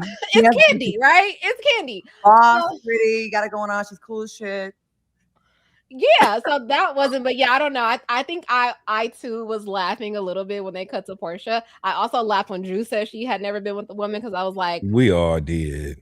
Child, please, you still Drew, lying? We're love you. Say Drew. Happy Pride to all the ladies on the Real Housewives. My God, she didn't flat out. They showed Drew saying, "I've never kissed a girl." Yeah, I have kissed a girl before. Like it literally was like shown the lie. Yes, and Drew said in my interview with her last year, she said that her and Ty Young, Claudia's best friend, that they had energy. It was emotion, and they're flirty and all those things. Now, granted, she didn't say that her and Ty had whatever sex, but she did say that they were whatever into it. But I was like, Drew, it's okay. But I definitely think because Drew is a PK, a preacher's kid, I do think there's just, and again, it's at your own time. But I think Drew forgot that, girl, you kind of already told us that you've been with a woman, but that's true. Yeah, she did say solely. She did say she wouldn't solely be with a woman, but that was the gag. Miss Taylor, that was what made it funny. Her saying she wouldn't solely be with a woman. I'm like, well, I don't know if you're telling the truth about that. But again, I don't know. Claudia, what's the truth? I was about to draw a picture of a horse on the side. Horse. Claudia. I have not been in any of these people's bedrooms.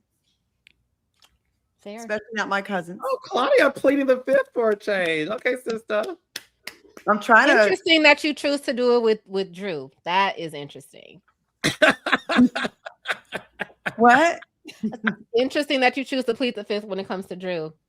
I'm trying. Selective. You housewives are so selective. We are. I admit mine. I admit it. 1000%. I definitely have smoke for some and not for all. Yup. I am that chick. Respect. Respect. Yup. I will live. I'm living in my truth in this Pride Month. Okay, that's my truth. It's my heterosexual truth. Not Pride truth. Okay, so moving on to the other thing that happened in this episode is the fact that I really did enjoy this episode. So at the end, Kelly reveals that her now ex-husband is suing Bravo for $200 million. Sorry. This happened months I don't know ago. his name like it hasn't damaged his reputation because we don't know your name. Like I don't know. God, ignorance is bliss. I don't want to know. I don't just go. Yeah, so it was definitely weird to see that. What I think was this. First of all, I give this episode a 10 out of a 10. I really enjoyed this episode. It had funny moments, it had shade, it had drama. This scene between the ladies, Cynthia, Kelly, Phaedra, Portia, and Drew, having a sisterhood moment that you felt how genuine it was. That the ladies were relating on what happens when you are going through a divorce. Drew crying about being scared for her. Portia talking about, the reasons why she's keeping her house. People are saying don't keep it, but not only was it given back to her courtesy of her ironclad prenup, but she didn't want her daughter to be misplaced from something that is different after experiencing, not having Simon in the house anymore. So I thought this scene was incredible. And even Phaedra praying and crying about her situation, and Cynthia talking about what went down, with her divorces. Stellar. And more of this, please. Yes, please. 100%. This is the shit that makes the show real, right? Yeah. These are the scenes that make us actually believe that these women give a damn about each other. This is what makes us believe that their conflict is real. All of that is when they can actually show some real shit like this. So I definitely appreciated this scene. And I thought Phaedra was great in this scene, personally. She did a great job. Her and Portia turned into pastors. I really like. Yes, yeah. I agree. I felt the spirit.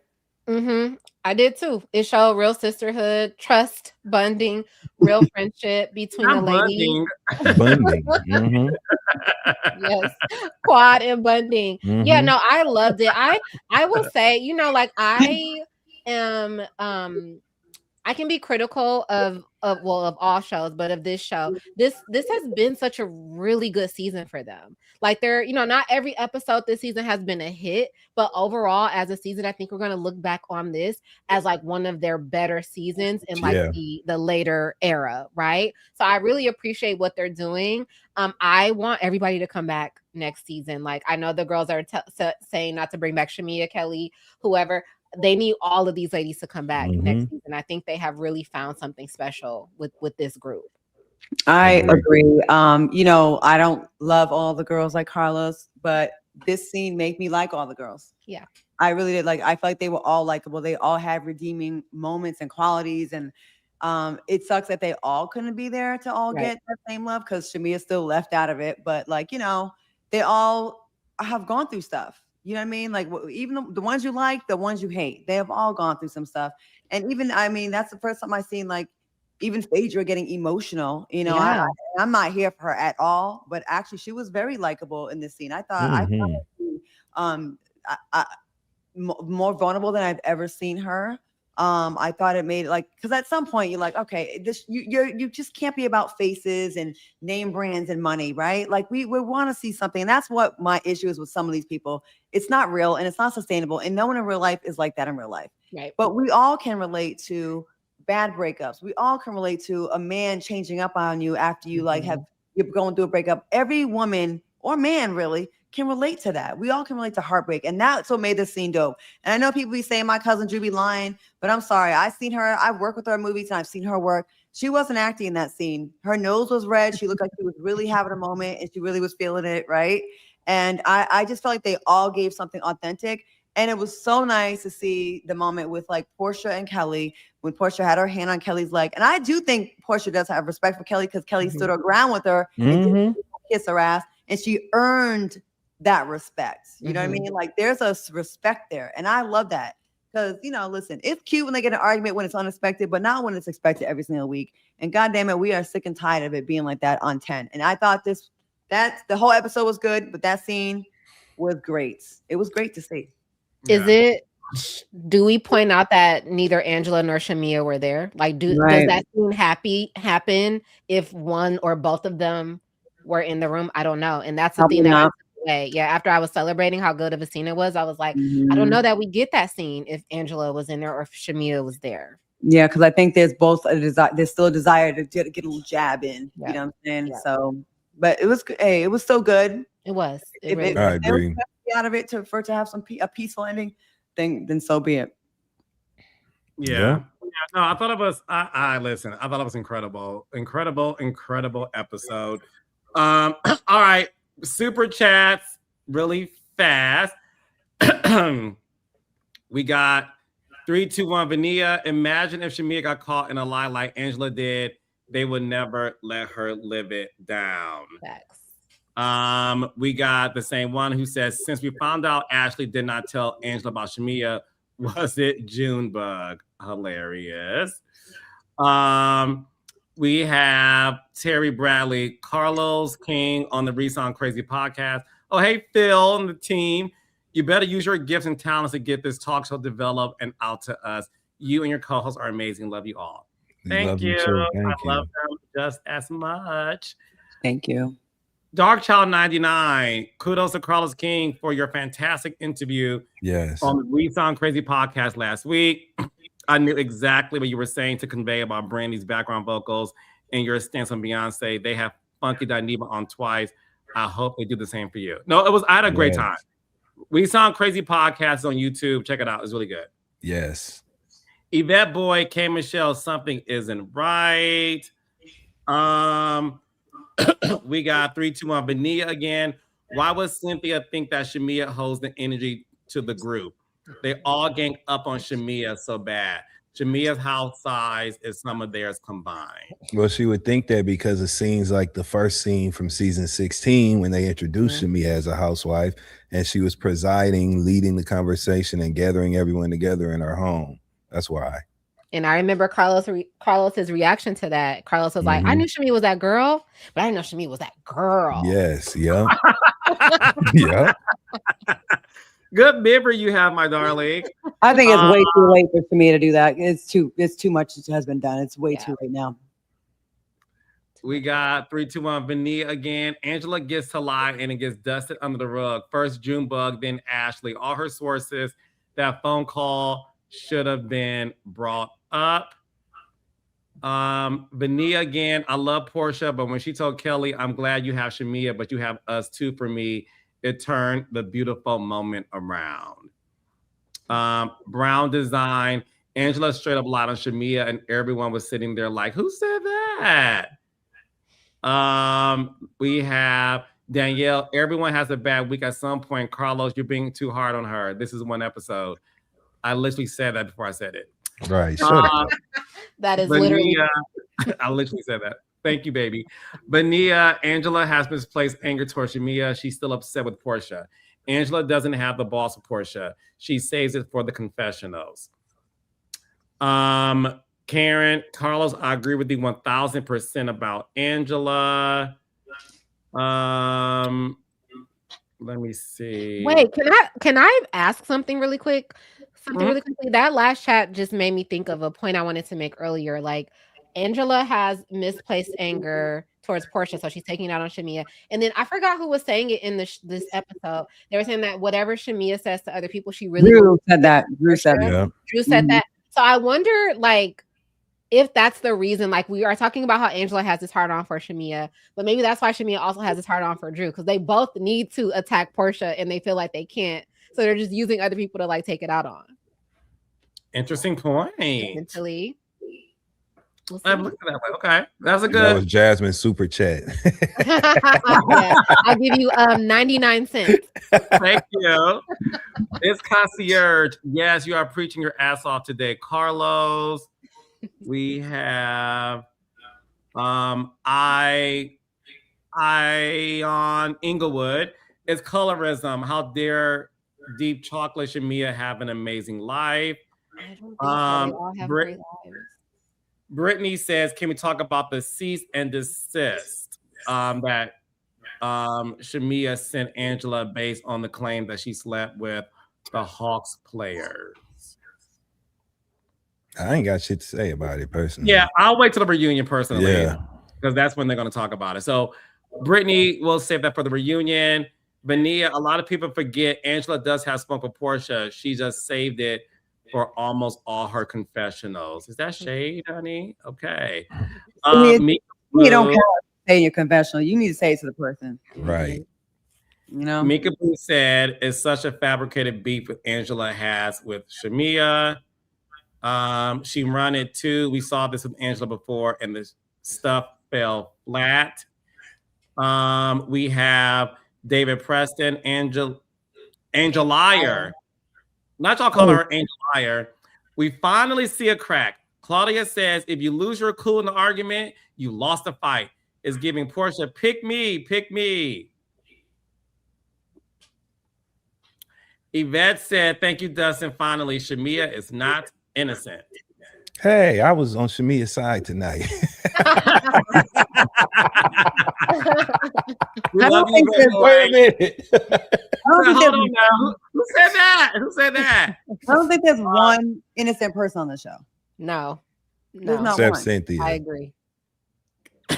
I don't care. That's my. She's I'm just playing with y'all. Go ahead. I love it. Trigger but two, Dan. But isn't Drew the one constantly coming at Shamea? London Blair. Dustin is never afraid to disagree with Carlos, baby. Because we be agreeing, we just have to get to it. We always agree. We just got to get to the agreement. Corey said Portia listened to Shamea and saw that she was hurt and told Angela is going too far and to let it go. She did her part. Good point. Allison, All Sun Shaw says maybe it's Angela that's plotting. Okay, Michelle. Oh my God. Look, I love these theories. That's actually hilarious. I didn't think about that. That's funny. We got her Bob 0408. The way Shamea was acting during Candy's birthday trip. Candy Shamea has had a candy coated night in the past. Stop it. Hey, Vania, what's Angela going to have once Portia and Phaedra really turn on her? I just know Phaedra and Portia be talking about Angela and laughing hard AF. Yeah, it is kind of crazy because remember, Phaedra was coming for Angela hard at one point. Like, I'm like, I would still be stuck on that a little bit. She called her like an old young person or something, right? Remember? Yeah. Yes. Yeah. She did. She met her husband. Remember, she was like laughing when I was first saying, yeah. Carlos, I hope you're planning to recap Ultimate Girls Trip. Oh, certainly. We are going to. Yes. Joey, Kay must be doing something in the end of the season to be first chair. I am excited to see. Okay, Stevie, because you ain't going to see nothing. It's the performance, y'all. We're getting a live VSOP. Mark my that words. would make me happy. Because that music is good. I can't remember much about her from this episode. She looked really pretty with her bang and her glasses on when she was sitting at the table. She looked great. Yeah. She did look pretty. I like her professional look with the blonde hair and the black. I think the blonde hair washes her out a little bit. She's a beautiful woman, but I think the blonde hair washes her out a little bit. I wish some of us would stop with the blonde. It's not for everybody. Nikki D said, Dustin, my bestie, and I will be in New York on July 10th, and we want to buy you a drink. Y'all coming to see Jay-Z? That's the weekend of the Jay-Z concert. You buy me a ticket. Right. I know that's right. Okay, I'm trying to go to I want to go to the Blueprint 25 show. It is on Saturday, July 11th. July 10th is the 30th anniversary of the Reasonable Doubt. It's the 30th anniversary concert to celebrate the 30th anniversary of the Reasonable Doubt album. But the Blueprint is the next day. So I wonder if Nikki and them coming for that. Maybe they meant that. I thought she was on. Okay. Whatever you do, don't buy his album at Target, please. The boycott continues. Angel D'Angelo, Angela's anger is also rooted in her mother's loss. All right, Dustin, speaking of your tour, let the raindrops know your dates, sir. I'm very excited for y'all to come see me talk a little shit. You can go to DustinRossLive.com and get tickets. I will be in Chicago on July 7th. I'll be in St. Louis on July 9th. I'll be in Boston July 21st. 2 shows in Atlanta on the 24th. of July, and I'm closing this tour out in Nashville on July 26th. So these are all city winery venues. Get you something to eat and drink. Come laugh. Tickets at DustinRossLive.com. And there is a meet and greet option as well. And I take them Chris Brown kind of pictures with the people that come to the meet and greet. Pull up. You know what I'm saying? Yeah. Mm-hmm. Claudia, what you got going on, Hunter? I will be. Oh, the last episode I think of Love and Hip Hop was last week. It was crazy. I'll be at Essence Fest this weekend. I'm gonna be with my girls. Marilyn Mosby, which is she was the district attorney when Freddie Gray had his back broken, and she went against the police officers, and then the Trump administration went after her. Like, I really like. I'm really mess with her. Like, she's super dope. My girl Tashara Parker that does the news. She's a great journalist. My girl Demetria. We're gonna be down there having fun at Essence Fest. So if you see us down there, pull up. I might go to the crap tables, but only a little bit. I'm only go ATM one time. That's it.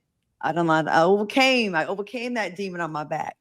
And also side dish 5 days a week on YouTube, Facebook, and wherever you can find it, Spotify, all that. Yeah, that's it. Jasmine Henley Brown. You guys can follow me on all platforms at J Henley Brown. Please subscribe to my YouTube channel. I took most of June off, but I have some really cool series that are going to be premiering in July on YouTube. So make sure you are subscribed there. All righty, y'all. So listen, have a great week. We are back next month. No. Who are you interviewing this week? Oh, thank you, Claudia. I forgot. Okay. Thank you. Okay. Oh, yeah, I asking me. I was like, who am I interviewing this week? Oh, by the way, we're already in the blogs now for exposing the pregnancy, although I never said who it was. And it is revealed at the reunion. It's not like I'm telling someone's secret. It came out at the reunion. So it's out. It's going to be out. Just, you got a couple weeks early. So yeah, I'm in the blogs. They're mad at me. So I didn't say who it was. Oh, Claudia Jordan. I know. Okay, sorry. I'm going to interrupt you. Murder, baby. Okay. No, but thanks for reminding me. I am dropping an interview tomorrow. This person is actually friends with Claudia. Oh. This person has been in the news recently. This person definitely has been on reality television, but also has done a lot of hosting. And we get to talk about a lot of the stuff that happened during their time on reality television hosting. Oh, I know who it is. A scandal that happened recently and their experience with Claudia too came up. Really? Do you want us to guess or not guess? I feel like you know Claudia, so don't. Okay. Okay, Claudia, a guy or girl? Guy. Okay, okay. That's all you can say. Goodbye. Go ahead, Jasmine. Someone said it's Dr. Bryant. I know who it is. You I know who it is. Yep. I just put it together. You might as well just spell the name. You literally gave it away if you think about it. I'm just I know too. Actually, I know too. Yeah. Carlos, you know how I know? This person was gonna be on Reality with the King back in the day. Yes. Okay, Dad. Did I make it obvious? Sal Reynolds, of course. It's Sal Reynolds, yes. Wait. First of all, I want to put this up.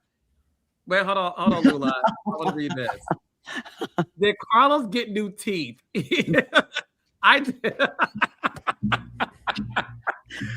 I did not get new teeth. That is actually, see, I can laugh at stuff like that. I think that I wanted to let y'all know I like laughing at shit like this. No, baby, I did not get new teeth. All right, so listen, I think Jasmine, Dustin, and Claudia knows, and out of respect to my privacy, they're not going to reveal it. Thank you so much. But listen, it is a great conversation, and it's a 2 hour. It's close to 2 hours. All I'm gonna say is I hope they went there about that scandal. I hope they went there about that scandal that took place and really let us know who, what, when, and where out of. I'm just gonna leave it there. Yeah. Thank you, Jazz. Okay. Because I'm ready to roll my eyes. You know what I'm saying?